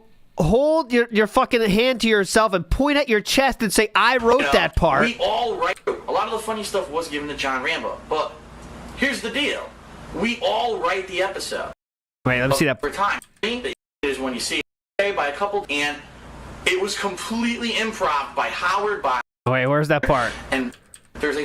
Wow, this is featuring John Rambo, and everyone says it's the best part of the trailer. And I even saw a comment saying, wow, this is Rambo's the funniest thing. Guess what? What? I wrote that scene. Oh, so people misconstrued this to mean that Philip did everything. Man, how gullible do people have to be to think that pointing at yourself while saying, I wrote that part, means that you did everything. It was my idea to put that scene in there. I have no problem that it was John Rambo acting it out. Right. Everything shit except for those parts. Well, those parts were a collective effort. So the thing is, the way I say it, not that I outright say John didn't do these parts, but John took it that way. Like, John saw that video and said, Phil is basically in this video saying that I didn't do any of those things, and that's untrue. I basically did the scene that he's talking about. What? And he'll say, he's going to bring it up. What? Right? He's going to bring it up. So let me press play. Lost a train of thought there? And then I'll see if I want... He said, I did that part. I wrote that. I don't have any further comments, but I just want to clear the air. Completely bad video. Should have never made it. My fault. Completely bad video. I shouldn't be baited by the dumb fuck trolls. I mean, I'm really stupid that I did that. And this was actually, in reality... Okay, yeah, go ahead. This event of me making that stupid video was the first time John Rambo ever got pissed off at me. Ever. And he's going to talk about that. So here we go. So, ladies and gentlemen, it's a flat-out lie. Yes. Yeah. Flat-out lie. You know, he goes on to talk about, still referencing that same video, he talks about a scene that he came up with. He's like, there's a part of the trailer everyone loves with John. I came up with that. And it's interesting because, you know, the sentence before that, he's talking about how it's a group effort. Yeah, and then he says that he came up with the lines or whatever. The next sentence is, I came up with that. Yeah, which is nonsense. And like you said, going back to what you were saying, John, this is a common theme. Yeah. Because again, instead of addressing this, you know, amongst ourselves, he addresses it publicly, which makes it even worse. Yes. He's right.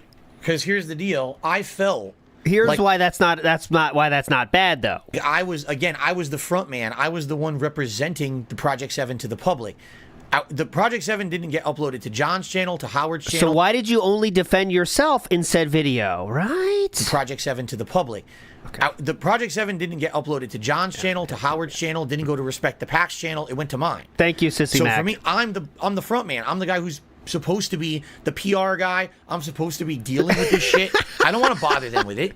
Why do they need to be inundated with this shit? Right? Yeah, guys, I'm the PR guy. I'm the one that has to baby rage when people say John Rambo is the most important part of the whole series.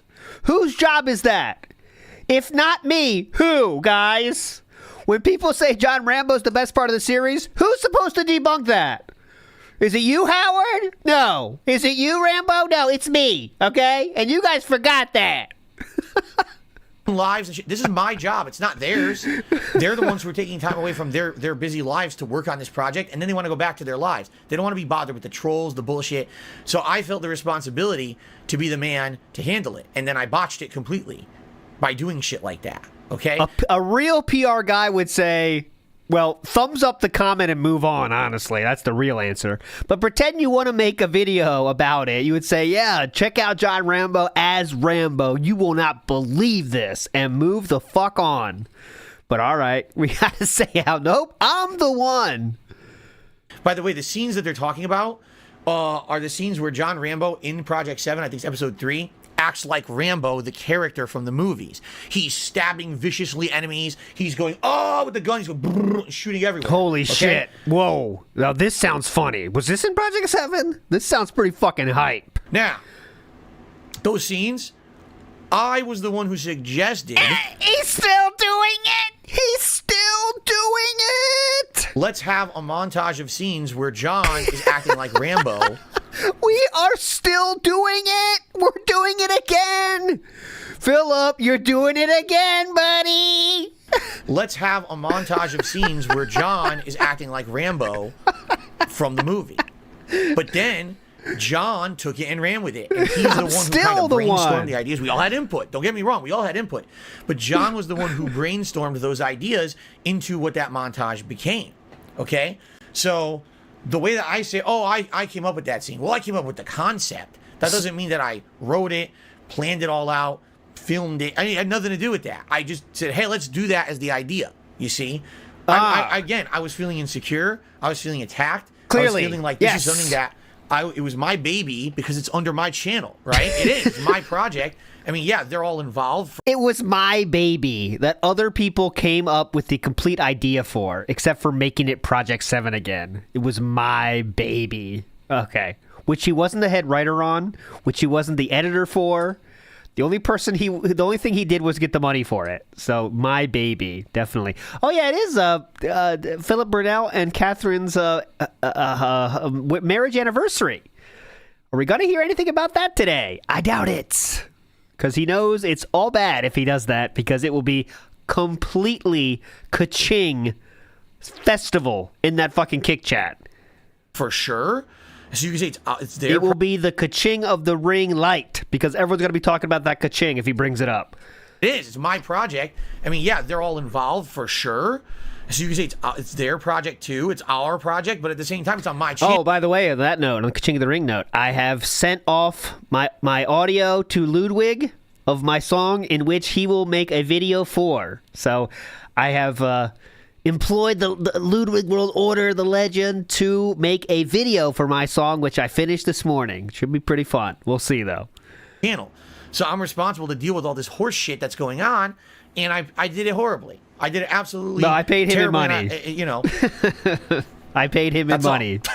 Let's go. I gave him one quilt. No, not one quilt worth. I gave him 3 quilts. Make a man quilt. Call to me. There's no conversation. They didn't want to bother them. Hey, people are saying this shit. It was not one quilt. It was not one quilt. To say it differently, or is this something? Honestly, it's not something that even needs to be really addressed at all. That's right. Ross G says you outright say I wrote that scene, but now you're saying you didn't because I did not write the details of it. I wrote the concept. There's a concept versus actual detail. Okay. The concept I came up with. Let's have John be like John Rambo and do a montage of shit. And then John did it all. Thought up all the ideas and all the intricacies. I probably had input a little bit in it, but he made it come to life. It's the difference between saying I have an idea and versus the person who actually makes the idea happen. You see? So that's the truth of it. Yeah. People say I like this. So in the video, though, you said, I wrote that. So a little bit different, huh? Actually makes the idea happen. You see? So that's the truth of it. Yeah. Basically, people saying I like this aspect of this show that you want me to watch. Yeah. But he talks about a scene in the trailer that he came up with. I came up with that. It's basically the part where I'm shooting the gun like Rambo does. There it is. It's Oh, not yeah. exactly a genius Oh, idea. God, my magnum opus. Hang on, let's watch that again. Pure cinema. It's basically the part where I'm shooting. The Oh, my God. gun like It's beautiful. Rambo How did they think of this? There it is. Oh, my It's not God. exactly a genius idea. I got him.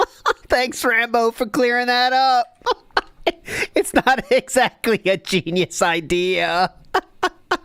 The part where I'm shooting the gun like Rambo does. There it is. It's not exactly a genius idea. And, Wait a second. I think several people suggested it. And when it was actually filmed, it's not like he's not like he was directing the I wasn't. scene. I He was wasn't. I actually don't not think I was the even room. in there. Yes, so why did you say I'm the one who came up with that? Okay, it was, it was something I did. To put it frank, There was a lot of ad-libbing in Project 7, and there was a lot of trust. It's like if you... There was a lot of trust in what? You're holding a gun that clearly looks like a Rambo gun, and the guy that's holding the gun just so happens to go by John Rambo. I mean, it isn't really a next-level idea, is it? It's not exactly coming up with the iPod, is it? You know what I mean? There was a lot of ad-libbing in Project 7, and there was a lot of trust. What? It's like if you... Okay, the scene is John Rambo acts like John Rambo and goes crazy. I trust John Rambo to figure it out because he's smart. He's an intelligent guy, and he's creative. He's going to figure it out. I didn't direct him. I wasn't the You're just the idea man. director. There was no director of Project 7. We all did it together. Like, there was no, I'm head director, and this was the guy who did it. We all helped each other to get through it, and that's, I'll be honest, that's why a lot of times the shots look like shit, because there's no director saying, do this, do this, do this. Now we're shitting on Respect the Pact out of nowhere? What? I thought we said we want them to get more credit. Now we're shitting on them. And also before in the video, he said, I came up with that. I wrote that. Yeah, that's what he said for Lorna. Guess what? I wrote that. So if you're like a normal human being and believe the words people say, like John Rambo did with Philip's words, you'd be pretty fucking pissed because he said he wrote that. It's all of us just kind of doing it on the fly. So he did that completely by himself. I didn't tell him, just do it this way or do it that way. And he shot it a few different times. It was Paul recording, and he did a few different times to get the shot. So me saying, I wrote that. Well, I didn't write it. I thought of the concept, and then he ran with it and basically did the rest of it. Oh, God, what a... Man, you didn't go to film school, Philip? Man, how'd you come up with this stuff? Because Vike says, I love we can tell pre-moist and post-moist videos. There is a distinct line. I always toy with the idea of an eras. Like, we could find eras, right? Because there definitely is, like, eras of things, right? Like this era, that era. Like, we do have the timeline, but that's more specific stuff. But there is eras. How we gotta split up the eras, Scene that... the scene where he's like, there's a scene in this episode that a lot of people put together. John wasn't involved in it. Didn't say that. That's false. He says, there's a scene in this episode that people put together. John wasn't involved in it. Didn't say that at all. False. This episode that a lot of people put together. John wasn't involved in it. Didn't say that. That's false. He says, there's a scene in this episode that people put together. John wasn't involved in it. Didn't say that at all. I said there's a scene in this episode that's put together primarily by Howard and OJ and a few other people. It's the scene they're going to show. So if you don't say his name, it sounds like he's not there. I mean, come on, man. Why would you not say it? Oh, God. Big ups, Aid. What do we got for you? Let's see. Ready? What the fuck? Whoa! Big ups. Yeah, so if you say Howard, you say OJ, and you don't say Rambo, it kind of sounds like he's not there, doesn't it? It's Howard and OJ acting it out, and then John had input in it. I never said John wasn't involved in it at all. He puts those words in my mouth because he's angry at me for basically apparently saying that he wasn't a good part of the series. He has a functioning or didn't have brain. As much influence as he did. He has a functioning brain and came up with the conclusion that every other human being would also come up with. All right, but okay. That didn't happen. Okay. So I hate to say it, but this is also kind of a theme in this video that they did about me. They take one thing that outright is undeniably true. Yes, I outright shouldn't have made that video. I outright said things in the video that were factually untrue. Then they spin it and say that I said something I didn't say. I never said John wasn't involved in that scene. I said it was primarily Howard and OJ, and I said other people, implying, yeah, he was involved too. So was... Implying that other people imply the main character of the show, one of the main characters. Okay, that's really cool. Makes sense. Paul filming it. So was probably Andre, okay? They already did this previously. They said, "Oh, Phil said that we talked shit about it." No, I didn't. Uncredited. John Rambo, uncredited. I said a bunch of dumb shit I shouldn't have said, but I never said you talk shit about me. And then you have a whole segment about it that I said you talk shit about me. I never said that. So this is a theme with this video: is say a bunch of stuff that's true, but then all of a sudden throw shit out there that's not to kind of corroborate what we're saying. They didn't have to do that. They had enough. I fucked up enough. They didn't have to throw other shit on top of other shit when already there's a pile of shit, you know? John Rambo didn't make anything up in that case. It makes a lot of fucking sense when you say OJ, Howard, other people. I mean, a lot of the people were there. John Rambo was in the other people. Right. John Rambo, idea by Phil Burnell. Yeah. ALT's brother, DCP L2550DW says, replace my toner, bub. You printed too many ladies. No, I just did replace the toner. Fucking toner, am I right? Impossible to do it without spilling a little bit of that fucking dust, right? Impossible. Challenge of our time. Meth Bear says, still dodge responsibility. The trolls made him. And that's how we started this whole thing. Good point. Is the trolls are the reason this all happened, but then here's all the other stuff I did that wasn't that bad, actually. OJ and some other people put it together. Of course, it was the great scene where you, what was it? You shoot the gentleman and then you say, you didn't wash your hands. Yeah. Okay. In all honesty... Oh, God, another classic scene. Oh, I'm tearing up watching that. It was put together by you, OJ, and me. Yeah, and Andre and Paul filmed it and directed it. So basically, everyone was involved in putting that together but him. I was there watching the whole thing. I just didn't have any real input on what they did. It's just it's just mind-boggling why he would do these things publicly. Yeah, it's one thing. I mean, because I'm an idiot. Because I'm a sucker. Because I fell for the troll bullshit over and over and over back then. They really got to me. They made me feel insecure. They made me feel like shit. They made me feel like everything I did was a waste of time. They were telling me it publicly all the time. They were making "This is how you don't play," saying all the content you ever made in gaming is worthless. You're a terrible content creator. You don't deserve success. And it got to me. And I made tons of mistakes like that. This is one case. There was tons of videos. This is the only one that they're involved in. There's tons of cases where you can see Phil got baited again. It happened all the time back then. All of this is true, like he said. So therefore that excuses it, or okay? Every word he said is true. Even then, it's fucked up to be saying this. To be saying this. You're right. Yes. And it's not even true. You said it. Not only are you saying it, but it's also a lie. Yeah. I should have never said any of it. It had nothing to do with anything.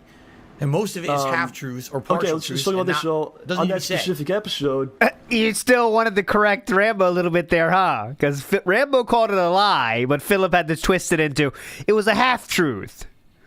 And most of it is half-truths or partial truths. Okay, let's talk about this. So, on that half-truth or partial truths. It's not actually a lie, Rambo. It's a half-truth or partial truth, okay? Specific episode... What did I do? Why did I deserve to be treated like that, okay? I show up... I do the very best I can. I try very, very hard to do my best. I brought OJ into this. I brought Chap into this. Those are people that I went to high school with. I go back a long time. Chap is a professional actor. He played the gaseous snake gentleman. I brought them in, tried my very best, and why is this stuff said? Why does this happen? Right. Good question. So I'm pissed off, man, at this point. And he should And be. It was stupid. Why am I talking about this I on think the I talked to you first. I think I was ready to be done with the whole thing. Yeah, and I think that was one of the breaking points for the show to start ending. It was that, and it was that, and then after that, Slowly there was eroded other from things. there. Eroded from there, and then the erosion started getting substantially worse. Because he saw people say, "Oh, John's the best," whatever, Yeah. and that made him so upset. Yep. Get it, Philip? No. I was angry because they were downplaying everyone else and basically saying That's the entire not show was shit, true. which This it is wasn't. such bullshit. I was angry because I felt like I was angry because they were downplaying everyone else's contributions. Right. Yes, definitely. I was the one who wrote that. I wrote that. Guess what? I wrote that. Does that sound like someone trying to stick up for everyone else's creative input? Come on, man. Come on, man. Who's believing this? DSP fans are believing this. That's saying something. it's particularly respect the pact was being disrespected with the things that the trolls were saying. I especially got that feeling when you didn't bring them up at all in that video. That was my favorite part. You really showed how much you cared about how people thought about the respect the pact by not bringing them up at all. Very cool. Huh? But I shouldn't have said anything. I should just, fuck, who cares about them? The show had good viewership. If you look, the show had hundreds of thousands of views at the time, which is big for my channel back then. So I don't know why. TDS, thank you for saying that. He's the one that minimized everyone else's output more than Rambo did. I mean, more than the fucking trolls did. He said, I'm the one who wrote that. When in reality, we know everyone had some input in that. So yeah, who's minimizing everyone else's input? Please. And they never got money either. Yes. Even said a word. I got baited again. But no, I wasn't trying to downplay or insult Rambo at all. Although some people definitely said it came out like that. And in addition, here we go again, right? What happened? The trolls messaged John. Hey, John, did you hear what Phil said? Because it worked. They tricked me. I said stupid shit in a video. Here we go. Send it right to John. And John looks at it and says, what the fuck is this shit? What is this shit? What is wrong? They showed him things you said. With Phil? Why is he such an idiot? Right. Now I have to slap him. Okay, he didn't say that, but he did call me. He's going to talk about that. And what's funny is I think... Again, so if a troll sends a video to someone else, Philip think that, like, it doesn't matter what's in the video because a troll sent it, right? So if a troll sent someone a video, who cares about what's in the video? A troll sent it. You can't trust that, even though it's Philip's own words that he chose to make a video like that. But all right. People were trolling, and I think he made statements, like, in the past about it. Like, a little bit, but not to, like, this degree where he's like... Stupid. You know, it pisses me off when you say that you shouldn't say John's the best or something. So people start doing it, like, out of spite, just to fuck with you. He's right. You know what I mean? Yeah. They might not even necessarily think that. They're just, let me just write this because I know it makes him upset. And then he buys right into all that. Correct. Yeah. 100%. So at this point, I'm really pissed off. So I call him. I call him immediately, and I fucking have it out with him, dude. I tell him everything I'm feeling about it, and I'm pissed off. So I mean this now. I know this is in a joking manner. Okay, but I'm just gonna say this. I'm not kidding. If he had walked into my place and slapped my face, I would have been like shocked, but I would have not been angry. Because I mean, he was a really close friend of mine. You know what I mean? Like he was basically my closest friend at the time. Yeah, that's saying something. And if he was so upset, that's saying something, right? That's really saying something. People saying nice things about your closest friend. Your closest friend. I get it. If someone says some shit about, like, let's say you're working on a project and you hate one dude, and everyone on the internet saying that dude you hate is cooler than you, all right, that would piss you off a little bit. I'm still not making a video, but, you know, inside I'd be like, God, why do they like him more than me? I hate this guy. This was his best friend. And he still had to do this video? How little do you have to care about other people, man? It's incredible. I would have been like shocked, but I would have not been angry. Because I mean, he was a really close friend of mine. You know what I mean? Like he was basically my closest friend at the time. And if he was so upset that he felt like it was that closest friend that never called after he moved to Washington. Very close friend. Time zones. Oh, you forgot about time zones, Evil AJ. Felt it. Much of an insult that I was saying this fucked up stuff. I wouldn't have wronged him. I wouldn't have felt wronged by him. If he punched me in the face, I would have been like, more upset that I upset him to that point than him striking me in the face. That's the kind of friendship I felt we had. You know, Right. I felt like there's something really means a lot, doesn't it? Really means a lot, this friendship. When you throw him under the bus and make sure everyone knows I wrote the funny parts, not him. Idiots. wrong. He'll tell me. So here we go. To his credit, he apologizes profusely. Says to me that he felt insecure, or he is insecure. I'm an alcoholic. Shouldn't have said it. He just got really frustrated with what they were saying, and he just couldn't take it anymore, and he had to say something, and he exploded. So he apologizes to me, and I accept it. But he never actually says anything publicly. Oh, Philip. There's no public apology. There's no clarification about what he said. Oh yes, watch this. He's gonna say now, I didn't want to give any more fuel to the. I didn't want to throw any more fuel to the fire, John. That's why I didn't say anything public. How it wasn't exactly the truth. Yep. And then what basically happens is there's people that are his fans, and a lot of them not very bright. Oh. Let's be honest here.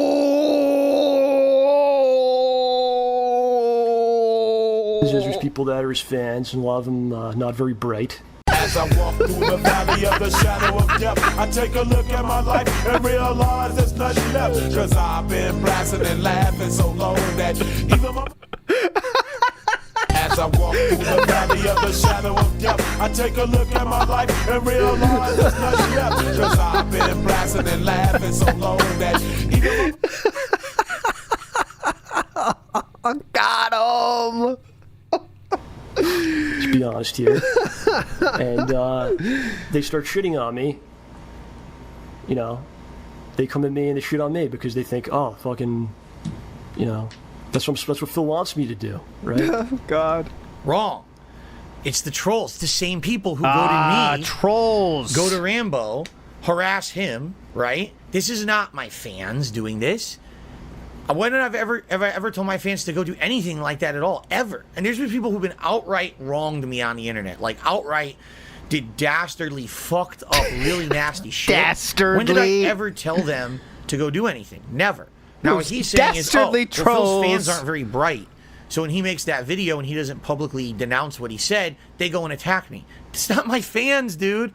Those are the trolls. Who cares? Those are the trolls that the same people who are harassing me are now harassing you. And if anything, again, I'm sad that they... By harassing means telling them things Philip has said. That's what harassment means in this case. Just want to make that very clear.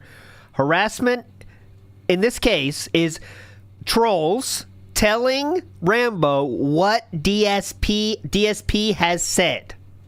Okay? That's it. Big ups, Lord Ramio says, ALT, you need to check out Doomer Ziggy's DSP doc that just came out. It's DSP fans talking about DSP. I have seen the thumbnail, but I haven't watched it yet. It's really long, right? But yeah, Doomer Ziggy always brings the heat. Doomer Ziggy is a real historian of a level I will never attain, but I'll definitely check that out. Big ups, Doomer, for that one. He did that because he didn't deserve that at all. He did not. Yes, correct. Yep, he told his fans to spam DMs. Correct. Not deserve that in any way, shape, or form to have trolls coming after him just because he was involved in my content. It's fucked up that these years, before this year, before Project 7, It's too long. I would say that John and Howard, particularly John, Howard again wasn't really involved in much of my stuff, but John was insulated from a lot of that toxicity and negativity of the internet. He didn't have a lot of that rolling over to him. In fact, most people praised him constantly for his work in my co-op stuff, for his vlogging, for the stuff he was doing on his own How much did you hate that, too? channel. They loved it. Then all of a sudden in 2012, when This Is How You Don't Play hit, well now, let's harass the fuck out of everybody, including everyone around Phil and everyone involved with him, his family members, his friends, his People shit on Leanna way before This Is How You Don't Play, right? Let me see this real quick. This is all bullshit. So let me see the timeline here. So let's see. So he's talking about This Is How You Don't Play, which is February of 2013, as you can see. Oh, yeah, God, Panda's a year before that. Panda got harassment because she was annoying, right? Or well-earned harassment this time. Sorry to say it, Panda Simps, but people were shitting on him this whole year before This Is How You Don't Play came out. The crouch jump mechanics, he was getting made fun of for that before then, but no one liked Panda, and everyone shit on Panda this whole year, okay? But all right. Very cool. Yes, the evil AJ gave everyone the ammunition they needed, right? Including everyone around Phil and everyone. Oh, yeah. People shot her 2 months after her debut. There you go. Everyone involved with him, his family members, his friends, his co-worker, everyone involved in anything. Harass. So he's thinking, oh, Phil apologized to me. This is great. What happens? He's still getting attacked for it. People are saying, wow. What do you mean attacked? You really didn't do that much at Project 7. I don't even know what they said to him because he never told me that part. So I don't know what Pete trolls are saying to him. I have no clue. I don't know who's going and harassing him or whatever. Certainly, I didn't say any. If you look again in that video, did I negatively say that John was taking credit for anything that he said? No. I never said, "Oh, John's overly taking credit for things." Not at all. That wasn't the point of me even trying to make that video. So I have no idea what they said to him. He didn't deserve anything. They should have been quiet, and I wish they never contacted him. Now he says I never said anything public. He's correct. Until today, I never talked about this. Why? Because again. Why? This is what I'm most interested in. All that other shit I don't care about. Why didn't you mention it publicly until now? I'm the front man. I'm the public-facing figure. I want all that vitriol and shit tossed at me. So I think if I say anything further, I already made a stupid video that got us all into trouble. All right? Like everyone already, I look bad, and I said something in that video too. Yeah, you look bad. So if you make a video correcting that error, it would make you look good, theoretically, right? That actually pisses me off today. I said, oh, we've been looking at the comments and we think this. Yes. That was me, not we. That was me. I was misrepresenting all of us as a group in that video. Okay? So why wouldn't you want to apologize for that at that point? Completely wrong to do that. So why don't you say it? Oh. I had this conversation with John. He was incredibly pissed at me. We hashed it out. By the end of the conversation, everything was fine. It was water under the bridge. Everything's fine. No lingering issues. Here's how we ended the conversation. Okay? Remember, I'm just going to get it ready for you because you fucking know this needs a big fucking X on it. All right, go ahead. This is how they ended the conversation. We'll see about this. Let's hear what he says here.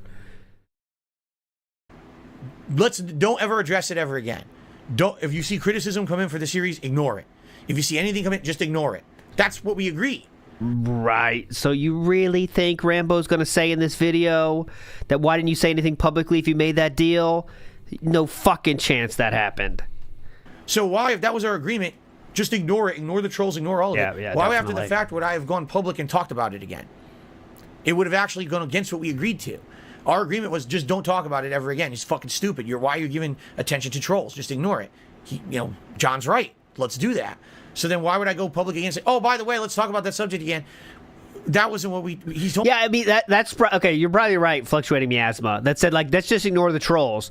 But that doesn't mean don't say sorry for the comments I made earlier, right? So Guilty Pleasure Cinema said the same thing. I'm surely John said that, but the tone was not exactly as Philip is taking it now, right? I'm sure it was like, yeah, let's just don't let trolls get to us anymore, man. You know what I'm saying? Easy. Don't make it happen to. Don't give them any power anymore. But then make one video saying, I'm sorry for saying I made that part about Rambo. We all took part in it. Hope you get to see you guys for episode 5 next week or whatever. Be pretty fucking simple to do that. But yeah, Philip probably took that as ignore the trolls, meaning I never have to talk about this again. It's totally over. Shiny Teeth in the House says, this troll sent it reeks of, you don't talk about what goes on in this house out in public. Yes, that is true. That is total cult behavior. Yep. He told me not to, essentially. He's like, don't address it again. But now here we are years later, and he says, oh, well, Phil should have publicly went forward and said something. Well, why? Because he got harassed after the fact. So, again, hindsight's 20/20. Maybe the better thing to do would have been going public and said, listen, the whole thing's blown out of proportion. I fucked up. Sorry about that. But we agreed not to. Okay. And so then he got harassed for it, and now he feels bad about it years later, like I was hiding the truth from the public. No. So we agreed not to talk about it again, so I didn't. And then now you're mad at me 3 years later because you got harassed for it online. You can be mad at me for being harassed, but don't be mad at me for not doing something that we agreed I'm not going to do. You know? Okay. Yep. He wants me to do that. And again, why did I deserve that? He didn't. Yeah. It was my trolls. It wasn't my fans. It was my trolls going after him. So continue with Project 7, man. So you said it started to fall apart at that point. What do you think happens? Where do you started to fall apart, and what was basically happening was these guys were working 50, 60 hours a week on getting this shit edited. Yes. To try to pump it out with these unrealistic timelines. Damn. So naturally, what's going to happen is people are just going to get burnt out, which ended up happening. Couple that with the fact. And again, we don't want to talk too much about it, but couple that with the fact with money. You know, these guys are putting all this time and effort into this fucking thing, and what do they get? Gugats. That's what they got. Because when you think about it, right? That's probably the most famous line from this thing, I would say. The second one is apologies aren't just words, but this is probably the most famous line from this whole thing. Yeah. Time and effort into this fucking thing. And what do they get? Gugats. That's what they got. Because when you think about it, right? You would think, because people are, when I say this, people are going to come back and say. And I've searched for that myself, trying to find it, and I think it's supposed to be Ugats. Let me ask ChatGPT real quick, because I was looking for like someone that had to explain that, but I think it's supposed to be Ugats. Let me see. Is it Ugats or Gugats? Let's see what ChatGPT tells us. They don't lie. No, they came up with something else. Okay. The word you're probably thinking of is gagoots. And Italian, Mike says it's Gugats. It's Gugats. All right. Yeah, see, Sopranos say Ugats, right? Yeah, Ugats. Here's what they said. Look at this. Gugats or gagoots is a vegetable or silly person. Ugats is not a zip zilch. All right, so just letting you guys know. I've heard, when you searched on the internet for it, because I was trying to find something for WPIG, like how to say it or what it means, and the only thing that comes up is Ugats, not Gugats. Just letting you know. Listen, so maybe it's a different part of Italy. I don't know. But here, watch this. Watch this.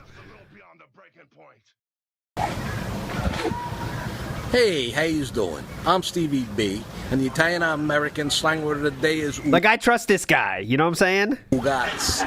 Doing. I'm Stevie B, and the Italian-American slang word of the day is Ugats. See? Ugats. Me, Medium Petey, Salvi, and Ange are playing cards in the back room of Louis.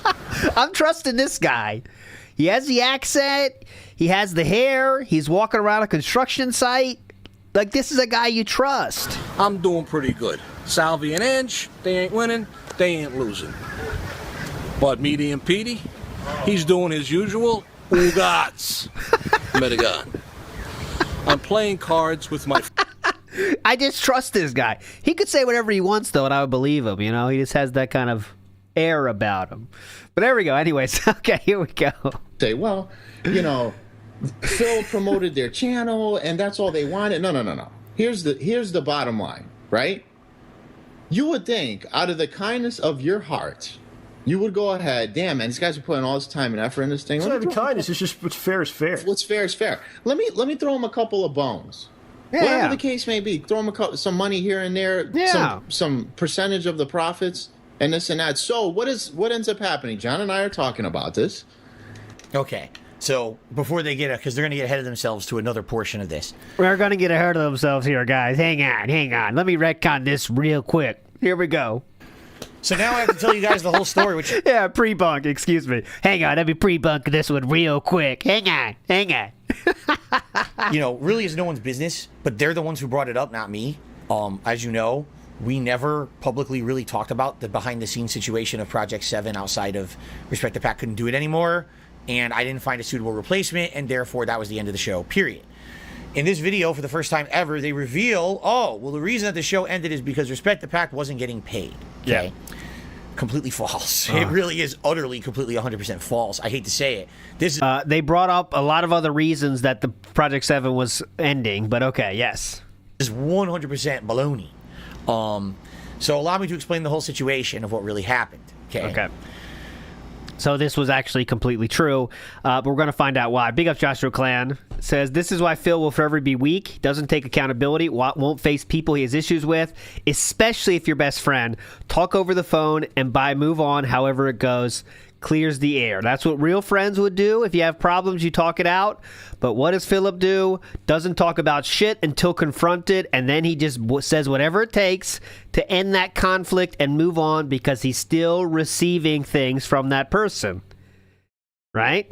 In this case, he's receiving the extra views, he's receiving rides, he's receiving a lot of stuff. So we want to keep John around, right? We want to keep John around, but we don't want to treat him like an actual friend. Right? Because that requires a little bit of empathy. Something we still haven't developed. Maybe someday, though. We'll find out later. Iwamoto says he doesn't understand saying sorry versus being sorry. And that is correct. And John is the best one to tell you all about that. Big up, Iwamoto. And the bottom line is real. Says, did Phil steal the line from Howard? Another personality absorbed? You might be right. The bottom line is real. He did say the bottom line. It'll take more than just one bottom line from Howard to prove that the bottom line was stolen from Howard. That's the bottom line on this topic, though. We'll see, though. When John and Howard presented to me the idea that we're going to do a creative show with these guys, we met them. We had a whole meeting at a Starbucks. We sat down for hours hashing out idea after idea of how this would go and all this stuff. All right? And I remember in that initial meeting, what we started talking about was eventually how would we figure out who makes what, how's it going to go, and all of that. Mm-hmm. Now, again, here we go. Ladies and gentlemen, clip this. Clip this, bitch. Same as before. If you're going to do business with friends, doesn't matter how much friendly you are with them or how long you've known them. No one cares. You have to have a contract in place. If you don't, you will always have bad feelings afterward, period. Okay? Actually, that's not true. I'm just going to tell you, it's a good idea for sure, but if you are really friends with someone, actually you don't. Just that's my opinion. Now, sometimes you could always get, it's always a good idea. I want to make sure that's clear. It is very much important if you know, but if you're really friends with somebody, it's not a big deal. I've done business with my friends, and there's no contract, and you just pay people what you say you're going to pay them, and that's the end of it. You know what I mean? But all right. I wish I made a contract with respect to Pact with these guys about this show, because all this has ever done is led to problems. And as much as I look back fondly on the time that we worked on the show, end result was so much drama, so much bullshit, and apparently something I never knew. This was a key factor in them basically not wanting to be my friend anymore, which I never knew. I want to say there is some difference. It's always better, by the way, to have a contract. Absolutely true. It's always better. But sometimes there's cases where, like, let's say all of a sudden you guys make $1 million, and like that's a little different, right? Something else, something might change, or someone might want more, and there's things that can happen. But again, if you're real friends, you can communicate through all that process. But once again, contract is a better idea. As Meth Bear, I'm sure that would be your take. But know about any of what they're about to discuss until they made this video. It was never brought up with me. It was never fully discussed at all. Never. It was never a topic of discussion ever. So if you don't tell me, I don't know. This is 3 years later after this project. That's correct, Hawksworthers. If he could understand basic social cues, this wouldn't be an issue. And now you make a video exposing the truth of Project 7, but no one ever said this to me at all during the entire time this was going down. Okay? Now, let's talk. I'll tell you the truth of how everything went down with our arrangements. Uh-oh. We all met at the Starbucks, and it was like a 2-3 hour meeting, all right? And we were talking about what idea do we want to do? Oh, let's do Project 7. Let's reboot it. Oh, what's the idea? Oh, I know. I lost my gaming powers. Like, we kind of brainstormed all that on the fly. So right up then and there, we started talking about money. Now, not that it was a huge topic of discussion, because none of us were looking to make a fortune on this show. In fact, the initial discussion was, even if it becomes... No one was looking to make a fortune on this show, but if you made it, you would have been happy, right? Okay, go ahead. Popular on YouTube, great, but how do these shows really take off? And I started telling them about my experience knowing of other content creators who had... Oh, God, can you imagine that meeting? Like, Respect the Pack, like Catching Eyes with Rambo. Like, are you sure about this, man? You sure about this? As Philip diatribes for hours about how the YouTube works, Oh, God, can you imagine? Made fun internet shows. And it's not the show on the internet making the money, it's all the shit that comes after. The merchandise, the DVD sales, getting it syndicated on other channel networks and shit. That's where the money is. It's not the initial, I ran the show on my channel and got so-and-so views. It's everything that comes after. Going to a circuit of conventions. And when you're in those conventions, you have a circuit of conventions? What he means by circuit of conventions is individual conventions he would have to ask to be a guest on. That's the circuit of conventions. Cool. Panel to promote your next project that will make you more money. And then you sell merchandise. Does he think conventions are like broadcast to the world? Like, conventions are very closed things, right? Like, people in the room see your talk, and maybe a few thousand people see your speech on YouTube, but that's it. Unless you're, like, revealing something that is new for the first time ever, like a game trailer or something, right? But still, that's all it was. It's the people in the room see you talk, and that's it. But he thinks it's like, you know, Apple conventions or something, right? What does he think? In those conventions, you have a panel to promote your next project that will make you more money. And then you sell merchandise tie-ins and things. Big Guy says, why was Phil, who made all of his money from ads on YouTube, trying to tell people all the money was in merchandise? Interesting. Now, guys. I know you might be thinking all the money is in views. That is not true. It's actually merchandise. My big idea is t-shirts, which I will definitely not use as Patreon perks later. Okay? Thank you. That's where you make money on these projects. Okay? It's not about, I got 100,000 views on the video and I made $100 of profit on ads or whatever. That's nothing. That's fucking nothing. It's chump change, right? You're talking big picture. You want to get a web series that gets maybe we made Project 7. So Philip is going to tell you about chump change, but he has never made money in any other way outside of Patreon and tips from his fucking views. Why is he trying to promote an avenue of making money that he has never done himself to make any real money? Like, he had merchandise and shit, but, you know, he told you. He makes nothing on that. And it gets the attention, all right, of everyone around on the internet. Wow, it's a good series. And now all of a sudden, Machinima wants to pick the series up and produce a new series and pay us to do it. Do you think, like, Netflix is going to pick you up? What's going on here?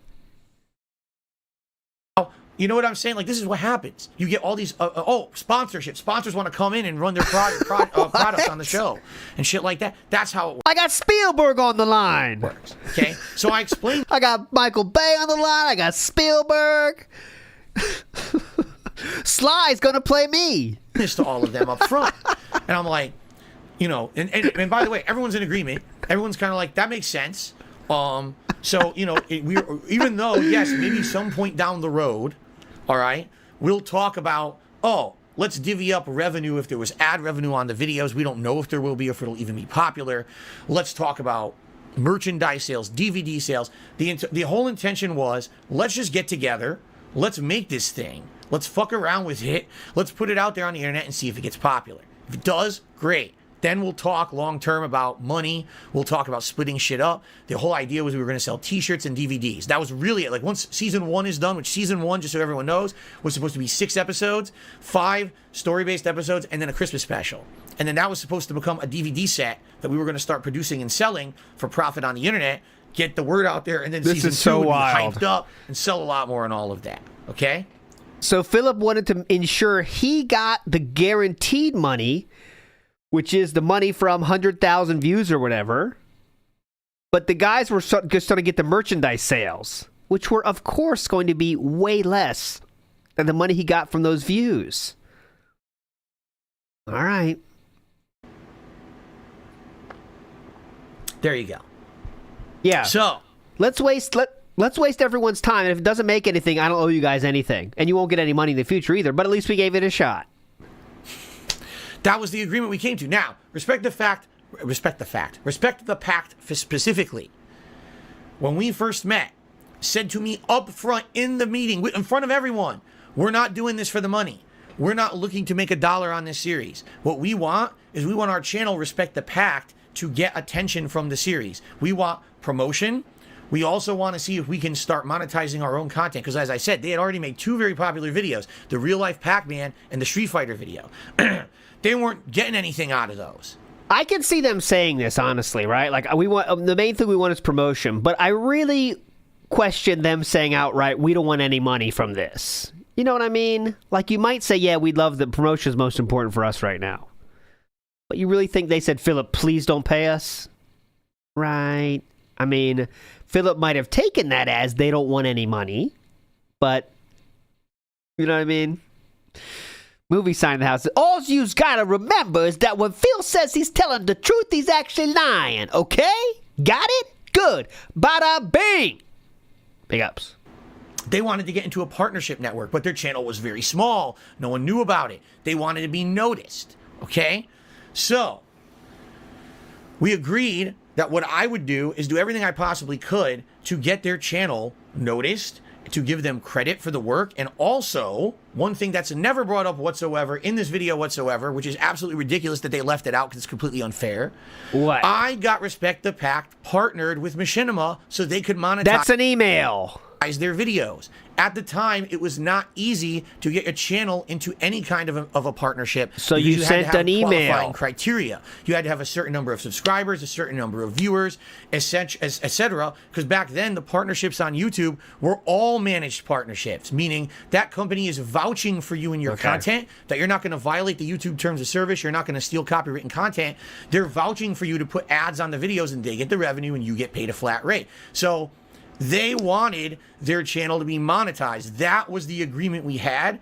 Let's get Respect the Pact monetized. Now, we'll make Project 7 for you. We won't even care about the money you make on it. They said that? Would anyone say, we don't care what the money you make on that, Philip? Because we're going to try to make our own videos on our own channel that are going to start bringing us in revenue and our own revenue streams. This sounds like a lot of bullshit right here, doesn't it? They really said that? Oh yeah, Phil, we don't care how many thousands of dollars you get from this. Right. To make our own videos on our own channel that are going to start bringing us in revenue and our own revenue streams. In tandem with that, let's go ahead and you promote our content on our channel, and we'll make money on our own shit, and then we can do our own stuff later on, but we can have this nice collaboration with you, getting us the attention we want. On the back end, we'll talk about maybe selling DVDs and merch, and then later down the line, we'll talk further. That was the entire conversation we had. Later down the line, we'll talk further. A lot of meaning in that, isn't there?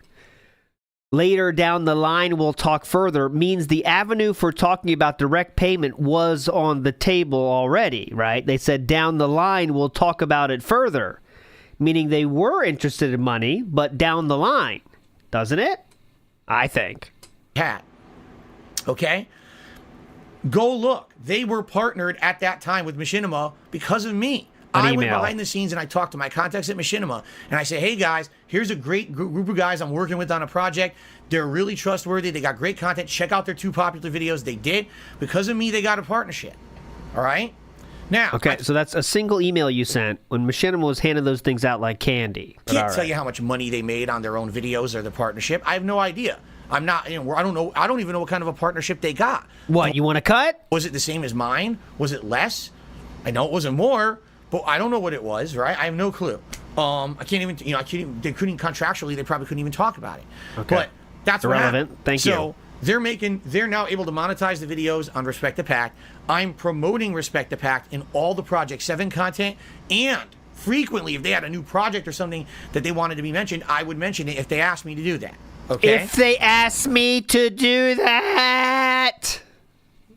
Which means they had to rag on him to do it endlessly, I bet. Let's see how many times he says this. That's what was going on.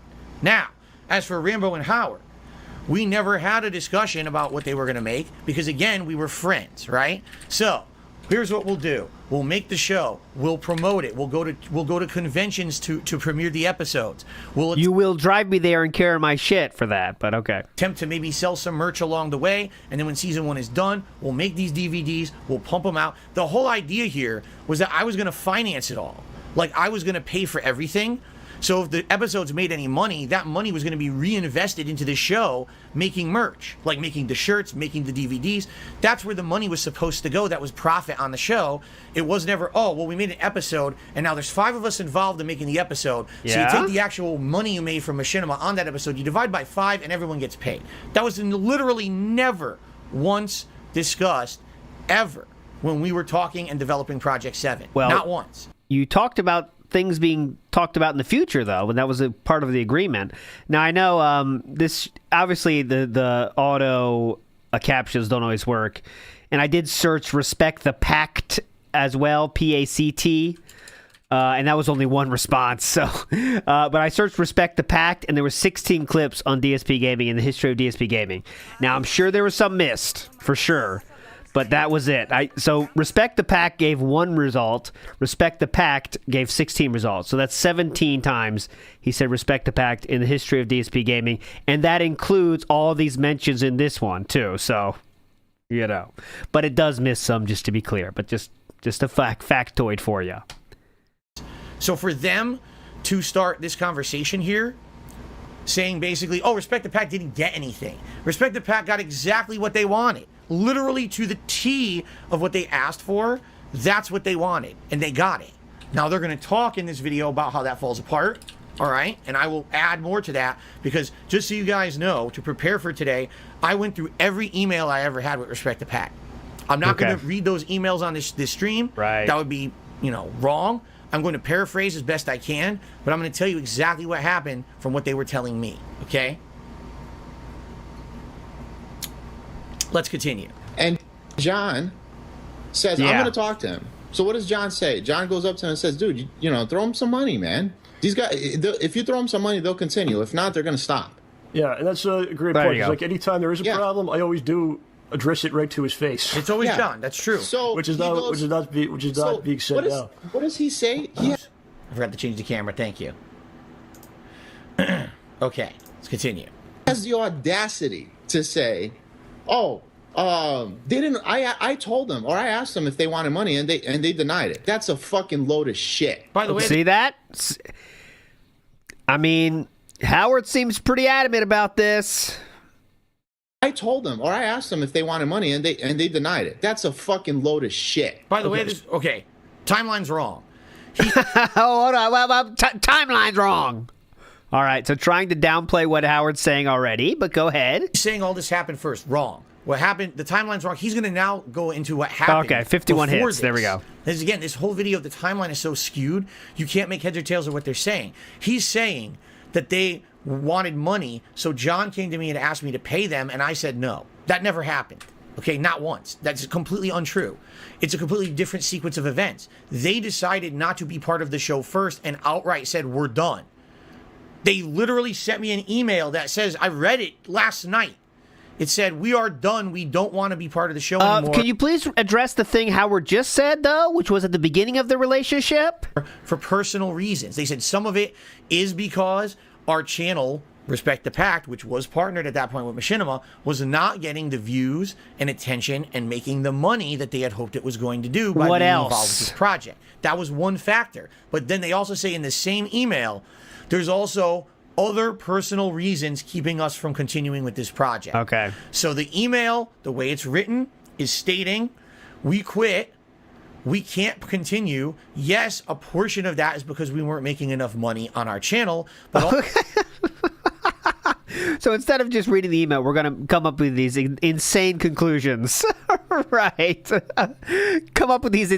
What they actually meant by that was, no, Philip, we do not want any monetary gain from this channel. Thank you for asking, though. And also, it looks like you've lost some weight, Philip. It was really a great email. Unfortunately, I can't read it all, but it said something like that. continue. Yes, a portion of that is because we weren't making enough money on our channel, but also we have other personal stuff going on behind the scenes we'd rather not discuss publicly. Right. There's absolutely no way to continue. Yeah. Okay? Then John comes to me a few days later when we're doing our co-op session. He says, why don't you throw the guys some money? I said, here's the email. They don't want money. They outright say right in the email, they can't continue because of personal reasons. So if I now contact them and say, let's talk money, they're going to be like, did you even read the fucking email? We said we... No, they won't. They'll say they might be interested. Some personal things can be handled if they get a little money for their time, right? You could offer it. At the very least, it's not disrespectful to ask about that, right? And the personal reason could be money, Solid Fool says. Very smart. It could be money. That is the personal reason. Do it because of personal reasons. Like, now the truth of the matter is I did arrange a meeting with them anyway. Oh, great. I did. Okay, I can't wait to see how this meeting went. This will be really great. I really cannot wait for this meeting. I arranged a meeting with them where we were going to sit down and still talk about whatever was going on because I said, listen, I wish you guys the best, and I want you to know something. I appreciate all the work you put into the series. If we have this meeting, it's not going to be me pressuring you to come back. If you want to talk about that, that's something, but I would much rather say, hey, let's just have a conversation, and we, even if it's goodbye forever, have a nice life, at least we have the conversation. All right? I know that was one of the reasons was one of them had a child, but still, when you have a child, money's nice, man. Children cost money. Actual kids cost money and time. But if you make enough money, you can gain a little time, right? Judder Cut says, I'm glad he learned from this. So who is he? I'm glad he learned from this. So who is his paid fellow host on Smart Guys tonight? Well, they got it in writing. Very Happy Dude 69 says, writing was terrible, assuming Phil had talent. Yeah. He's trying to take credit for the awesome writing in Project 7, which was... even for the time, was pretty cringy. Though there was a lot of cringy stuff on the internet at that time. I think there was a higher tolerance for cringe back in the day, honestly. If you've seen any, that guy with the glasses, enjoyers know that. But I didn't like that guy with the glasses back then, and I'll stand by that. But Kick-Assy is not a bad film. It's not a bad film. I'll stand by that, though, as well. And I wish DSP... that's my biggest what if, is if DSP wasn't ghosted by that guy with the glasses... and got to be in Kick-Assy, that would have been amazing. That would have been amazing. But it's never going to happen now. Iwamoto says, basically they said they hated money. Hated it! They didn't want money. Ooh, okay, Kuro, this is one of the most biggest L's I've ever seen on this chat. Suburban Nights is better than Kick-Assy. Oh, wow, you cannot find anyone to agree with that take on anywhere on the internet, Kuro. Damn, that's an L. Just kidding. It's fine if you like that better. Kick-Assy, I think, was better filmed altogether. Like, at least has the structure of a film. Suburban Nights is like just, they're trying to get all these skits and they just stuff them in and make it funny, but it's not. But most people don't know what we're talking about, so I'll move on. A lot of the people that are older than me understand that guy with the glasses references, but some of the people my own age, like most of you guys in chat, same age as me, you don't get it, so I'll move on. Here's what happened.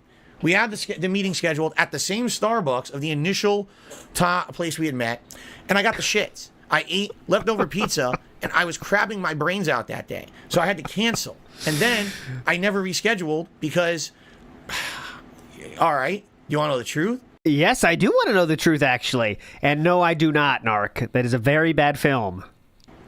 I knew they were already done with the show for good. I knew they weren't going to come back to it. And I have some reasons I can tell you this. Okay. So we're making more assumptions about the intentions of Respect the Pact. Sounds good. What do we got this time? But I can't tell you yet because I want them to say it first.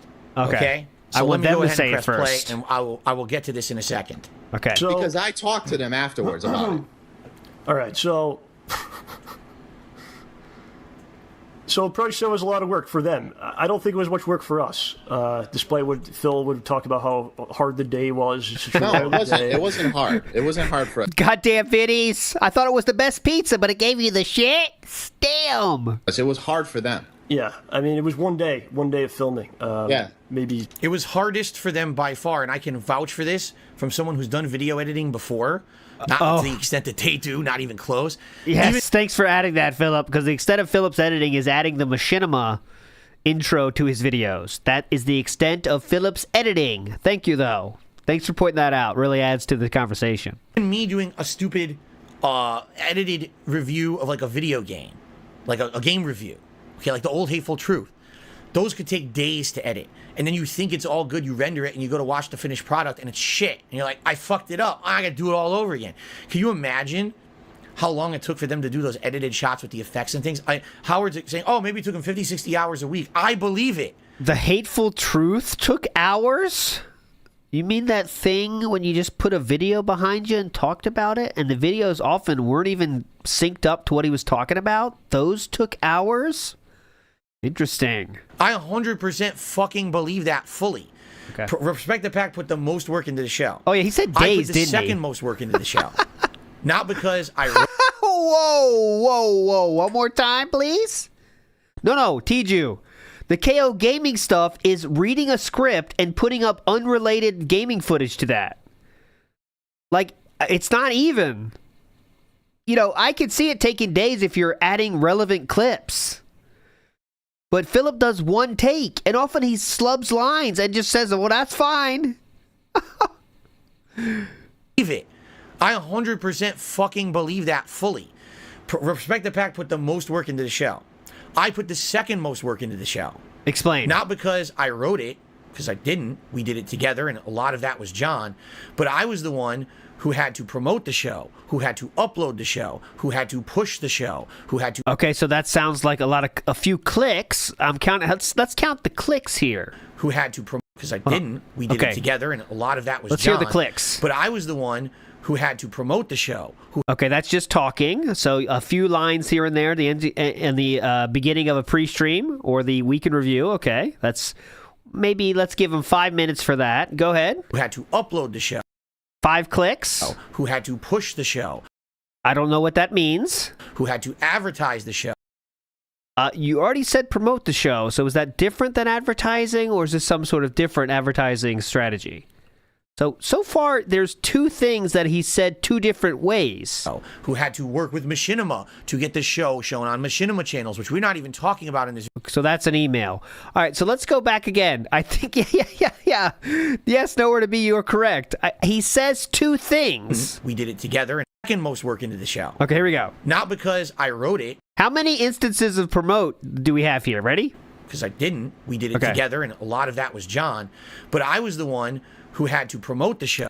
Okay, promote. Who had to upload the show. Who had to push the show. Push the show is also promoting the show. That's, okay, same thing there. Who had to advertise the show. Advertise the same thing as promote, so that's the same. So we have upload and promote so far. Who had to work with Machinima to get the show shown on Machinima channels. Send an email to Machinima, okay. Which we're not even talking about in this video, but I got the show try to get syndicated on Machinima and stuff like that. I was doing all that legwork. Syndicated on Machinima. Work with the show.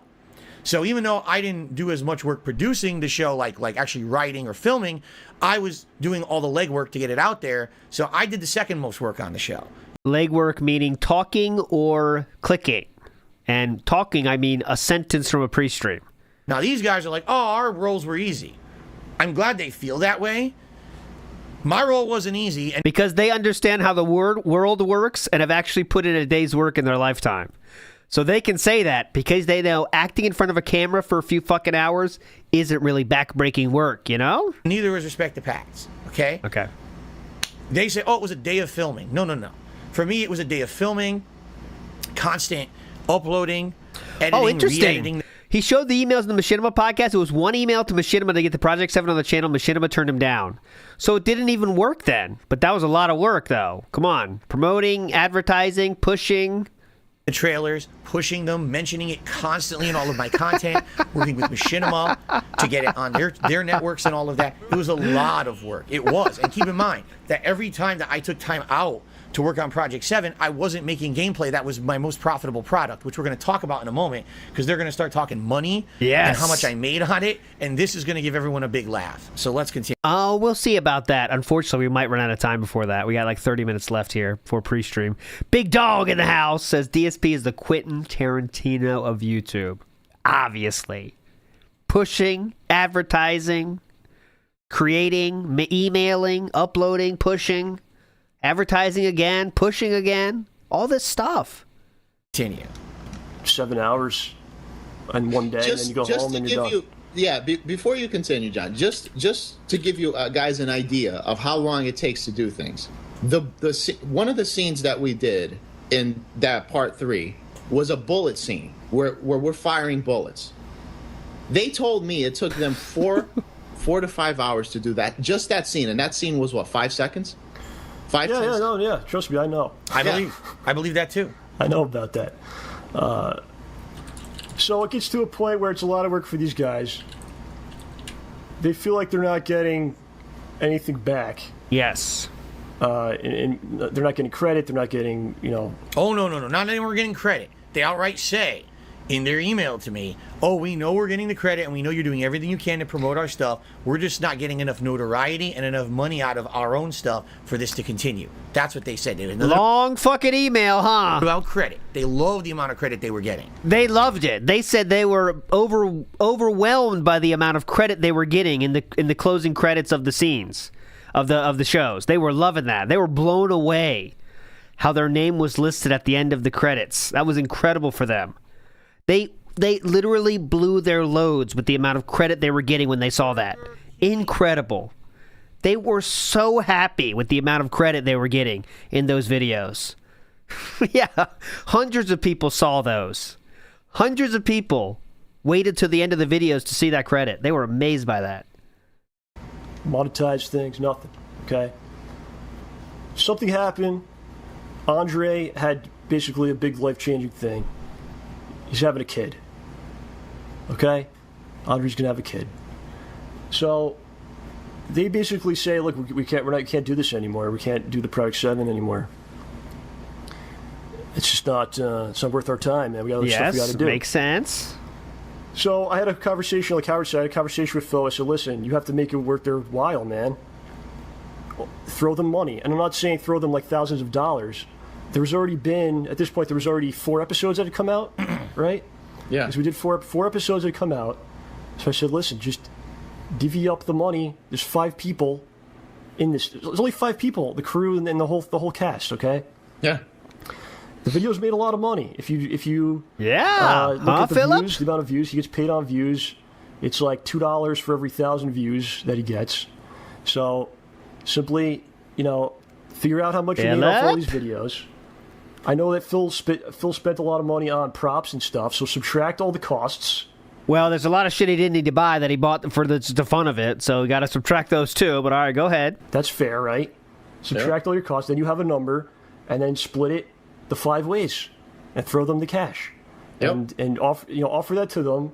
There's no guarantee that they're going to continue with the series, but hey, man, at least try. And that's fair. They said they hate money, John. That's what we're going to hear, by the way. His response, they don't want money. They don't want any money after this. God, I would love to see those emails from Respect the Pact. Because you just know there was hinting at what they really wanted, right? But they didn't want to say out like, hey, just pay us, Because I bet they probably did it in a way that like most human beings would understand that's what they're saying. But like with Philip, you have to just say, I want this much, right? For him to understand it. But they didn't do that. So Philip read the whole email and was like, see, they don't want money, John. They already told me the fucking email. They said they don't want money. Thank you for re-upping your membership. I appreciate But they said, in reality, they said something like subtle, currently we're not receiving the monetary reimbursement that we find worth our time, right? See, they didn't say anything about money. It is interesting that John talks to Phil in person days after the email that Phil didn't respond to. Interesting. So did Phil say he didn't respond to that email? I don't remember that part, but if I missed it, I apologize, because that is interesting. Philip had no response for it, and then John had to come to him and say, hey, man, what do you think about that email, man? Based on what he says, they told him that. Yeah. And then I asked them about it, and they said he didn't even talk to them. And this is what... Oh, there you go. I can pull up the email right now, but like I said, I'm not going to do that. Okay, so you can't I can literally pull up the email they wrote to me and said, we are not continuing with the series. You didn't respond with them. Yes, the money and the notoriety was a factor, but it's personal reasons that we cannot. So the money and the notoriety was a part of it. Oh, you're letting everyone know the truth there, aren't you? There was money mentioned in the fucking email then, huh? Continue. He outright says, Andre's having a kid. I knew that because They told me. Does that mean you don't want money? They probably shouldn't have. They told me that. And I was like, all right, if he's having a kid, how the fuck is he going to have 50, 60 hours a week to work on our show and hold down a job to pay to raise his kid? I get it. All right? You could alleviate some of his worries with money. Let me get this straight. You want me to seem like a pushy jerk and go to them after they outright said, we basically quit. Here's the email in writing. We're doing it on purpose. They didn't call me and have a conversation. They wrote it in an email on purpose. So it was in writing. We quit. Okay? Now you want me to go back to them and try to be pushy and be like, well, what? It's not really pushy when you're offering people money. Just going to let you know that. It's a life hack. People don't find it pushy when you offer them money. People really actually enjoy that. You know what I mean? It's kind of a special trick. If you give people enough money, they'll suddenly like you a lot. What if I give you some money? Will you keep playing? Will you keep doing it? Will you keep doing it? No, he's having a kid. I don't want to bother him anymore. At this point, when this was what I was told. By the way, Rambo's idea, if you heard it, was to pay them for what they've got so far, and maybe they'll continue. But Philip is not even thinking about that option. Oh, I'm not paying for past services rendered. Go fuck yourself with that. He's trying to make it seem like, well, I know they're not going to do more, so I'm not talking about money. But Rambo says maybe they won't continue, but you can give them money for what they did so far. Said, all right, forget it. I will look for someone else. And in fact, there were 2 candidates that I had to work on this. One of them was actually someone who I had gone to high school with at one point. And my dad was friendly with his family. And okay, he was so this a is professional someone video we kind of know. And filmmaker. And I was someone who I was talking with about this behind the scenes. Right. And I was going to contact him and start making offers. I was going to contact him. So that means he didn't have any contact with him at all. He kind of knows a dude. Okay, cool. And then what ended up happening was, this happened, they quit or whatever. And within a couple... I'm friendly with him. I definitely know him. I was going to start emailing him. Okay, definitely. For months, I started getting all this toxicity and negativity about Project 7. Everyone guessing that, oh, the series ended because you fucked it up or this happened or that happened. I was like, now, wait a minute. Maybe it's not the best idea then. Maybe if we're going to do something new and fresh, we should do something new and fresh with someone new, a new group. Rather than start worrying about, the people I've burned the bridges with. Okay. Continuing Project 7 in general. Right. But then something else happened. Okay. In early 2013, I started deciding that I wanted to move out of Connecticut. I said, I don't want to start in a giant creative endeavor. All right. That's going to be an overreaching thing that's going to take months and months to work on. If it's my intention that within the next year to 2 years, I want to leave Connecticut because I don't like living here. Okay. So what? I determined, hey, I can do what I do anywhere in the country. Why am I going to live here? So the whole thing fell apart, and I just said, forget it. And I never did it ever again. All I did was I just worked on my own edited content from then on, my own gameplay content from then on. If there was something that I edited myself, that was it. Yeah. I never had any kind of a collaboration like this ever again because of pretty much the way it went down. Okay. Now, again, I have the email. I read it. Do you want me to be pushy to these guys and try to force them to be part of the project again by offering them money? If you offer money. And John suggested paying them for what you've made so far first, and maybe then they'll be more open to a future thing. Not just say, hey, you guys got to work on this. I'll give you this much fucking money. That's not what John was suggesting at all. But that's, of course, the only thing Philip heard. Big up, Street Panda. What do I got for you here? Oh, yeah. Respect the pact. Hell yeah. Big up, Street Panda. Joe Dub says, I advertised the show. I showcased the show. I did word of mouth. I told my neighbor, and he told me to shut up again. Also promoted the show and pushed it. Big ups. Willow the Kid says, 5 people have one story. Philip has a totally different one. LOL autism. You know? Joe Dub says, so Phil used Andre having a kid as an excuse to stop talking to them. Yes.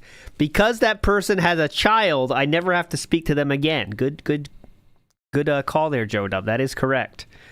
They have a kid. You think they want money? Fuck you. You want me to be pushy and give them money for shit they did for me in the past? And as Shiny Teeth says, not paying for past services. Who does Phil think he is, Trump? And that is, well, according to Philip here, if we believe Philip, he said Sikorsky had trouble getting paid money from Trump for their past services. That's what he said about Trump and Sikorsky. Big up Shiny Teeth. That would seem pretty fucked up in my book. Like, I think that would be a terrible thing to do. They're telling me that we don't want to be involved anymore. You know, they didn't tell me Andre's going to have a kid. They told me that Andre's having a kid. So how the fuck is he going to work on the show anymore? He's the one doing all the editing, right? So that was the end of it for me. Now, you want to talk money. This, in my opinion, is so fucked up. These guys don't know anything about the money made on videos on YouTube when it comes to what I was making on let's explain how wrong they are. There's still some money there, no matter how wrong they are. Cinema, they don't know anything about what I spent. I never wanted to talk about this. Now I have to. Because he's gonna bring it up right there, Mr. Smiley up there, Howard. He's gonna bring it up next in the video. Are we making fun of him for smiling now? He's gonna start talking about T-shirts. All right. Oh boy, now I'm gonna start to get upset. Okay, about these fucking T-shirts. Look at Mr. Smiley up there. Okay. We could go back into. If I could build a time machine right now, okay. And I could make a DeLorean time machine. I would get in there with Doc Brown. We would go back in time to the moment when I was on Vista Print clicking make these shirts, and I would destroy my computer. I would take a sledgehammer and smash my computer into pieces, and these T-shirts will haunt you forever. And then I would jump into DeLorean and leave. Yes, I accidentally subscribed. Hilarious. The trouble these fucking T-shirts have given me over the years. Okay, all right? get to the point. Now, let's talk quickly about the money involved with Project 7, okay? We'll see how quick this is. Financed all the props, okay? Again, for shit they didn't even know how they were going to use it. He spent $400 whatever fucking dollars on the one gun we saw before. So yes, finance props mean waste hundreds of dollars on props. Not like the Dollar Tree guns you could have used. He's buying the legitimate real shit that's for collectors. Okay? So here we go. And yes, big guy, another good point, but the T-shirts were the only way that everyone else was going to make money. Right? Remember that point? Remember that? The T-shirts is how we really make money? And the DVDs? All right. Cool. Except for the ones that were brought in by Respect the Packs, a few prop guns they already had from other shoots. They were filmmakers. Okay? They had this stuff. I financed anything that had to do with the marketing of the show and or... marketing of the show means $0.00 and cents because it's just talking about it on his podcast. So please don't talk about advertising costs when that equals 0.0. Oh, Batman. Had to do with the marketing of the show and or merchandise. Me. That was me spending that money. Okay? Money? Excuse me? What money are we speaking of here? Hold on. That was me spending and or merchandise. Me. That was me spending that. Real quick, how much money did we spend on the advertising, Philip? How much money was spent? 0. Oh, shit. I already watched it once. Here we go. 0.0. Okay, thank you. I wanted to make sure of that. Go ahead. That money. Okay? I also financed a bunch of props that were never used. All right?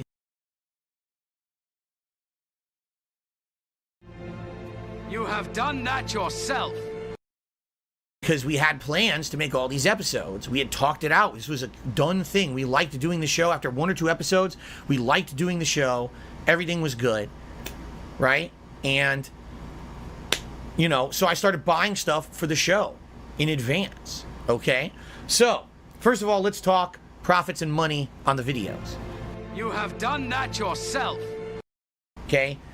It's impossible to go back in time right now and see in 2012 how many views these videos had. I particularly remember the first video probably had around 100,000 views. The second video did way better than that. I believe it topped 200,000. The third video we got fucked. YouTube had a bug, a glitch, that screwed everyone's video views up within about a 24 to 48 hour period. And episode 3, when I uploaded it, had more likes, more comments, and more engagement on the video than the first 2 episodes fucking combined. But it claimed it only had like 51,000 views when it was sky high the most viewed video ever, like of the series. Ooh, nice verb. Sky high, the most viewed video. I've never heard that. Let me say it again. 1,000 views when it was sky high the most viewed video ever, like of the sky series. high It didn't the make most viewed any video. sense at all. So it's an adjective. Sky high, the most viewed video. Okay. We got screwed over royally on that, and I got paid based on views, not ad revenue. So we got fucked in the butt on that episode. Okay. Well, actually, only Philip did because he was the only one that would get money from that. Go ahead. Okay.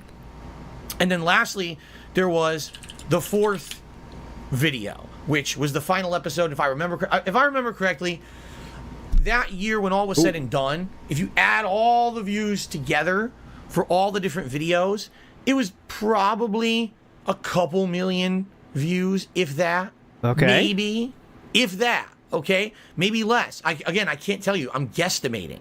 All right.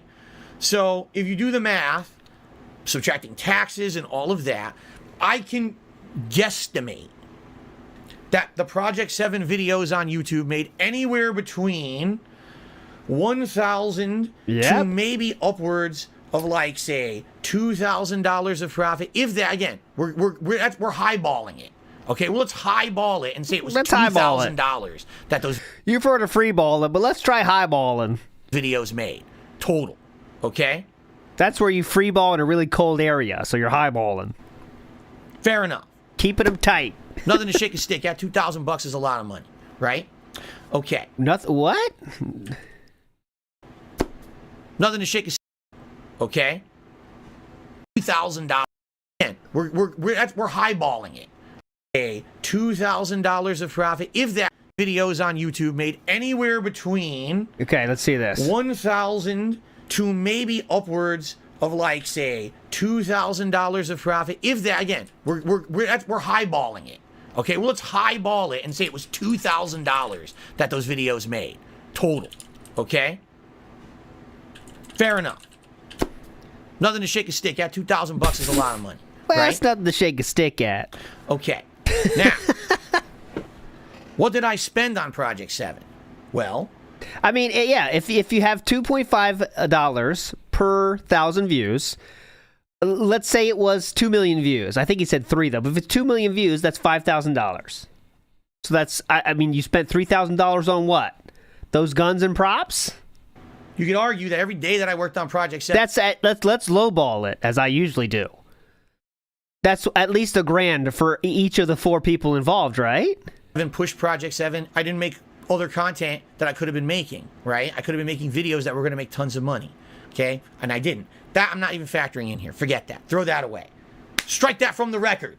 That's not even a consideration here, okay? What did I actually spend money on, right? I bought props. In episode 3 of Project 7, you will actually see a large gun that's from Gears of War. That gun alone was around $300. Okay. You have done that yourself. Okay, a Dollar Tree gun would have done the job there, but okay, yes. I bought a ton of other props, like all the wardrobe and things that you see in that episode.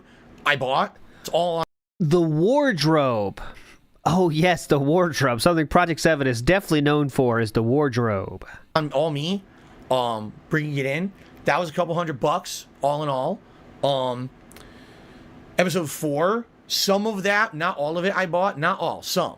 Okay. I don't even know how much that was, quite frankly. I have no concept in my head. I don't. But I mean, isn't it your honestly- job to know? Don't remember anymore. What did I spend money on outside of the episodes?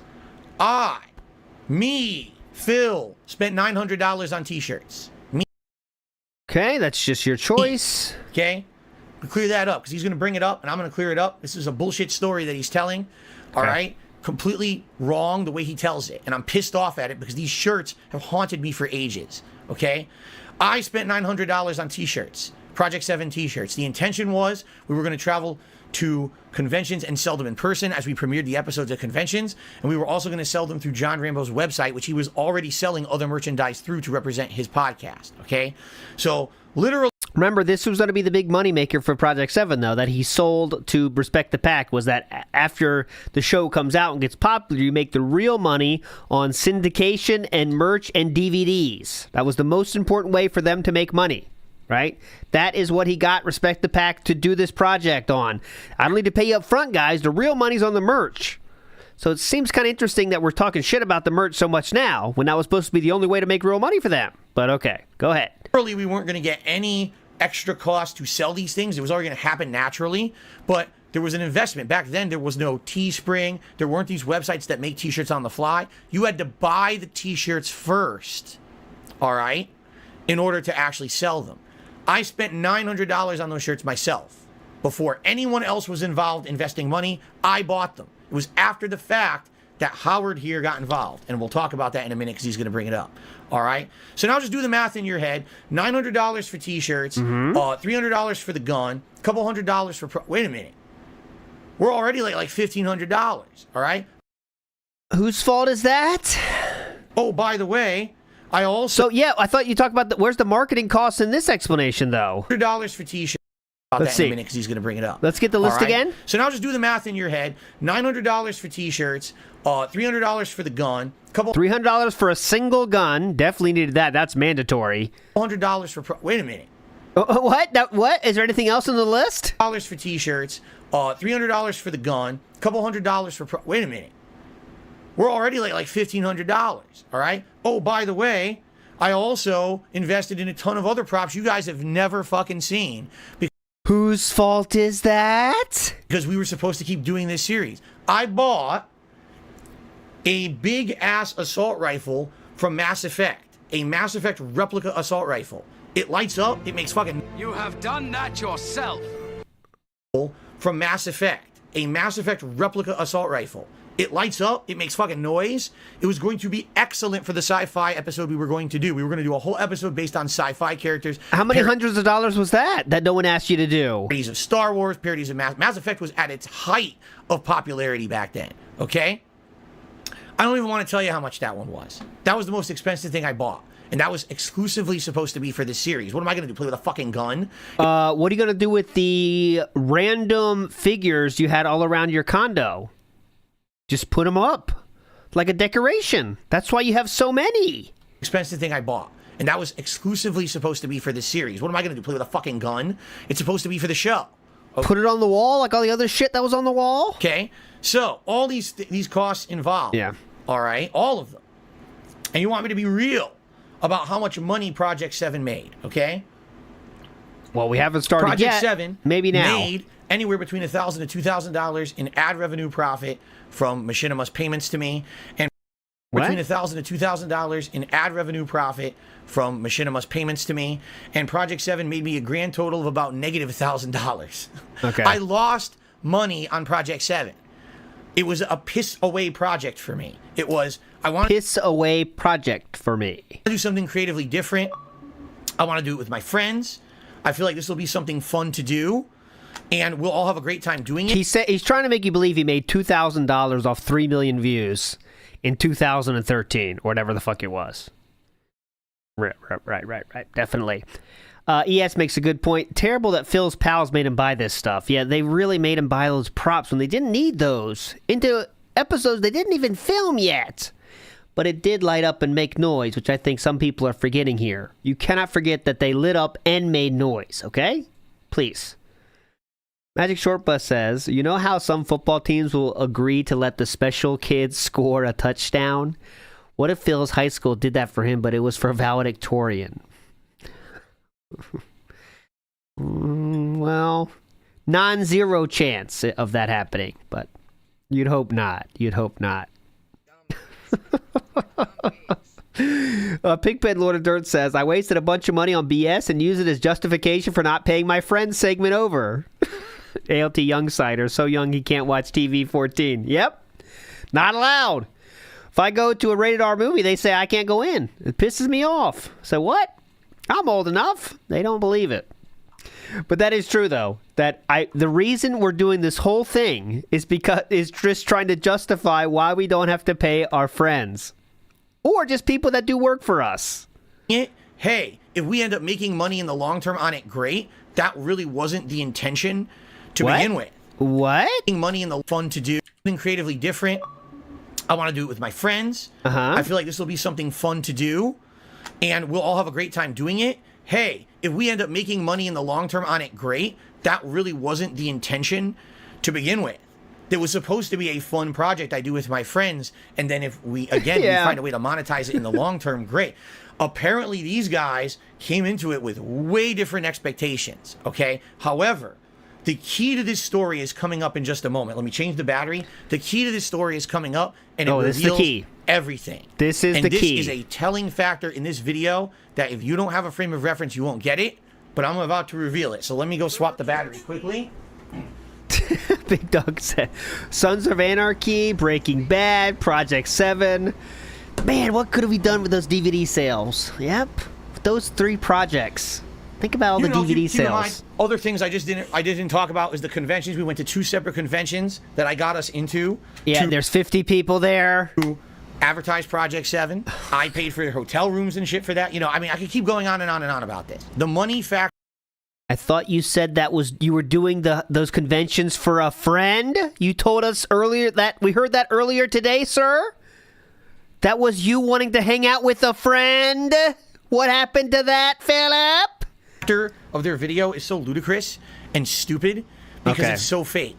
You want to talk about Phil spoke out of turn and said fucked up things on the internet about us? Great. You want to say money was a factor? You're out of your fucking mind. It just never was. I was the one always spending and always doing everything, and these guys were looking to make like a fortune, I guess, on this shit or something. I don't know. But again, I'm telling you from my perspective, this was never an issue. It was never brought up. It was never addressed. It was never yelled. No one ever got in my face about any of this. Everything was fine. They kept. See the key right there. No one got in my face about it, which Philip is telling you there. If no one gets in my face about it, I don't need to acknowledge it or pretend it exists. Right? So if there's any problem that people don't get in my face about, that means I can just ignore it, which is how he's just carried himself through this entire thing. It takes someone telling him directly as humanly possible for him to take any action. It was never yelled. No one ever got in my face about any of this. Everything was fine. They kept showing up. They kept doing co-op with me. They kept doing all this stuff. Why would you do that if you're mad at someone because you think they owe you money? Right? It doesn't make any sense at all. Wow. Anyway, let's continue because we're getting to the meat of the matter right now. We are. Let me swap back over. We're almost done with Project 7, thankfully. Let's continue. There's no conversation. Right. So and then what everyone has to realize is this is like a whole bunch of things that has happened in the past that just irritates people. Because now what ends up happening is like, do you value money more than our friendship? Because if that's the case, then why are you talking here? Philip? What is he talking about? What, do you value money more than our friendship? I wasn't making money on Project 7, and I also paid your way to go to conventions and shit. Which you said was friends hanging out, though, right? You said that earlier today. Like, what are you talking about? Okay. Again, he's like, oh, well, on top of all of that, there also should have been more money coming our way. Like, what the fuck is he talking about? Like, when did I ever pick money over friendship? Ever. Well, there's a good example we heard earlier today in which you went up when you knew John was not having a good time in his life financially, right? And John wanted to get some money, after Machinima stopped tracking the money individually or itemizing it. So, how does Philip go to that conversation? He comes to the conversation with an idea in his mind that he's going to pay John Rambo $250. And John Rambo enters that negotiation saying, I will take $100. How does that negotiation finish up? Well, DSP is paying John Rambo $100, and that's the end of the fucking story. He admitted himself, he never brought up the $250 at all. His friend offered $100, and he said, yep, I'll take $100. That's pretty much is a huge example of someone taking the money over friendship, right? I mean, I don't know what other example you need. When did I ever pick money over friendship? Ever. And by the way, wait, it's funny because there's parts coming up here where they're going to say, oh, well, I needed money, and then Phil gave me money. So here we go. Let me ask you. Oh, yeah, and thank you for that. He said if he won the lottery, he wouldn't split the ticket. He wouldn't split the ticket. Shiny Thief says, what I gathered, the rifle is only $600. The rifle was originally $650. Yes, we need this. We need this. This is essential. Did you ask anybody about if they needed the gun, Philip, or you just went ahead and bought that? You could have paid Respect the Pack $650. They'd be happy with that, I bet. Big Dog says, God didn't include the instruction manual on friendship to him at birth. But I know it's a joke, Big Dog, and that is true. We all, it is true for everybody, kind of, right? We all don't have an instruction manual on friendship. But hopefully, throughout our time in life, we do deal with enough people that we do make some friends and then learn our way through, right? But that didn't happen. And I think it didn't happen because he was so much of an asshole from too young of an age that people didn't have the patience to deal with it, right? You know what I mean? Because I think everyone, ends up who they are based on their interactions with people. And of course, your parents are the biggest component of that when you're younger. But after you get to 12, 13, 14, it's all about your friends and interacting with them, right? But Philip just didn't have that part, right? So that's why it creates the creature that's here now. You know what I mean? But did you get anything out of the Project 7? First of all, we're going to talk about that. I didn't get shit out of Project 7. So no one got paid. Now here's the thing. I got paid. John got paid. I got my percentage. Yeah. Mm-hmm. There was at that time period, there was a point where my car had broken down, and I needed to get. So how much was it? I got a used car. I bought another car at that time. So I go, Phil, listen, I'm not coming to your house because I have no car. If you want me to come, throw me my percentage from the Project 7. So again, the only reason Rambo got paid was because it was a benefit for Philip. And I'll use that cash towards a new car. And so I got my money. Because Philip needed him to come to his house. That's the only reason. There's, 3 other people, you guys, that got zero. John Rambo did not get paid for Project 7. This is a lie. However, it's my fault. Because I was trying to be a nice guy and a good friend. Okay. So during the whole time we're doing Project 7, John comes to me one week. Well, doesn't come to me one week. He calls me one week and he says, I got bad news. He goes, my car broke down. And I don't have any money to fix it. Yeah. I need a new car, essentially. Did I don't he know burp if it was too, or a new car. He just needed money to fix it. I don't even remember what it was. Okay, I don't. But essentially, he came to me and said, "Listen, I need help right now. I need money, and I don't like asking for money, and I know we didn't talk about getting paid for Project 7, but." Could you give me the money that maybe I'm sure he said that. We were to break it down what we now made listen, on I'm views. sure I made it 100% clear that I did not want any money for Project 7, but could you throw me a few bucks? Right. All I'm hearing is he needs help. I don't even care his justification. My friend needs help. He knows I have money. This would be very believable if we didn't hear earlier today about how you wanted to pay John $250. But John said 100 and you took 100. You really wanted to pay a friend what they're owed, you would have went with your first instinct, which was $250. He fucking knows how to make big money. Yeah. Making Phil, I love your content. It's gotten me through some rough times. Videos on YouTube. And my friend needs help. He doesn't want to ask for help because he feels like that would be wrong to do. So he's justifying it by saying, all right, I need help, but can you pay it as like a percentage of the profits of Project 7. I didn't have the heart to tell John Rambo that Project 7 lost me money. What was I going to say? I can't pay you, John. So you lied to him. Project 7 lost me money. I made lost money on this project, so there's nothing to give you. Sorry, you have no car now. No. Here's what I did. I said, okay, John, I'll do that for you. And I pretended to make calculations that didn't exist. And then I sent him the money he wanted. I don't even remember how much it was. I know it wasn't a lot. It was probably... Right. Don't know how much it was, conveniently. Great. You know, hundreds of dollars. I don't know. I don't remember. I don't remember these. Pretty sure you'd remember this one time you gave him an exorbitant amount of money. Definitely don't remember it, though. Not sure. Who knows how much? I know it wasn't a lot. It was probably... you know, hundreds of dollars. I don't know. I don't remember. I don't remember these things. I just sent him money because I wanted to help my friend. It had nothing to do with the profits of Project 7 at all. That's how he spun it, but he didn't know that there were no profits. And I was lying to him, basically saying, here's your cut. There was no cut. All right? So, again, I did something where I felt I was helping my friend. I'm doing the right thing here, right? I don't want to tell him there's no money in this project and that it's basically a friend project. That's it. I'm going to help him out. Yep.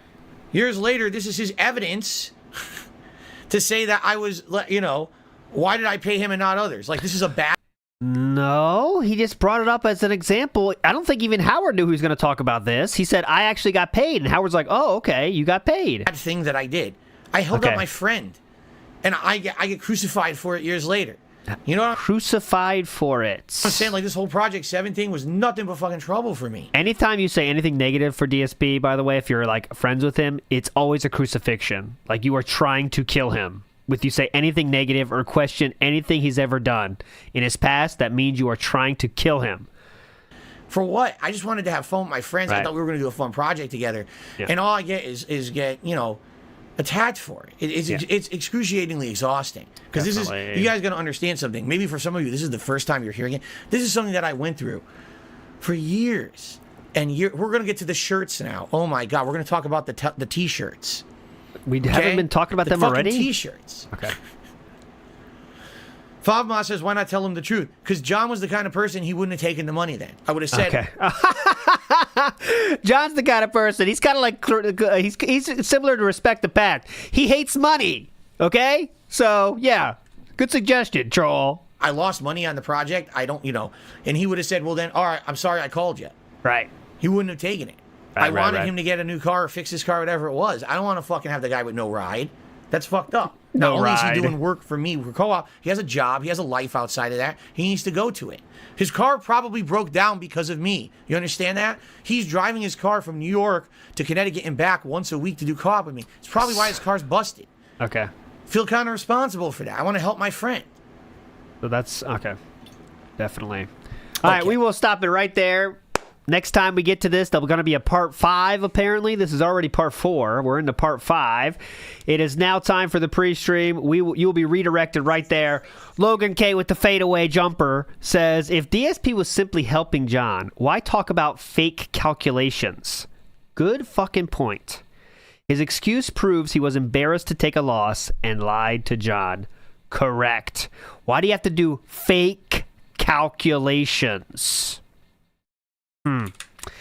Starting not to trust this guy, you know what I mean? All right, you'll be redirected, and then I'll start this song as a little break, and then we'll get right to it, all right? You're all legends. Thanks for hanging out today. And Lord Grimm in the house as well says, can't remember why, but can remember the conversation. Oh, there's all sorts of times when he remembers this, doesn't remember that, doesn't remember how much money he gave John Rambo in that case. Right. Anyways, you're all legends. We'll see you for the pre-stream in just a second. Nibbity! Another Hail Mary. Lore streams are goated. Thank you. Nibbity, you're a legend. You are a legend. We'll see you over there. Bye.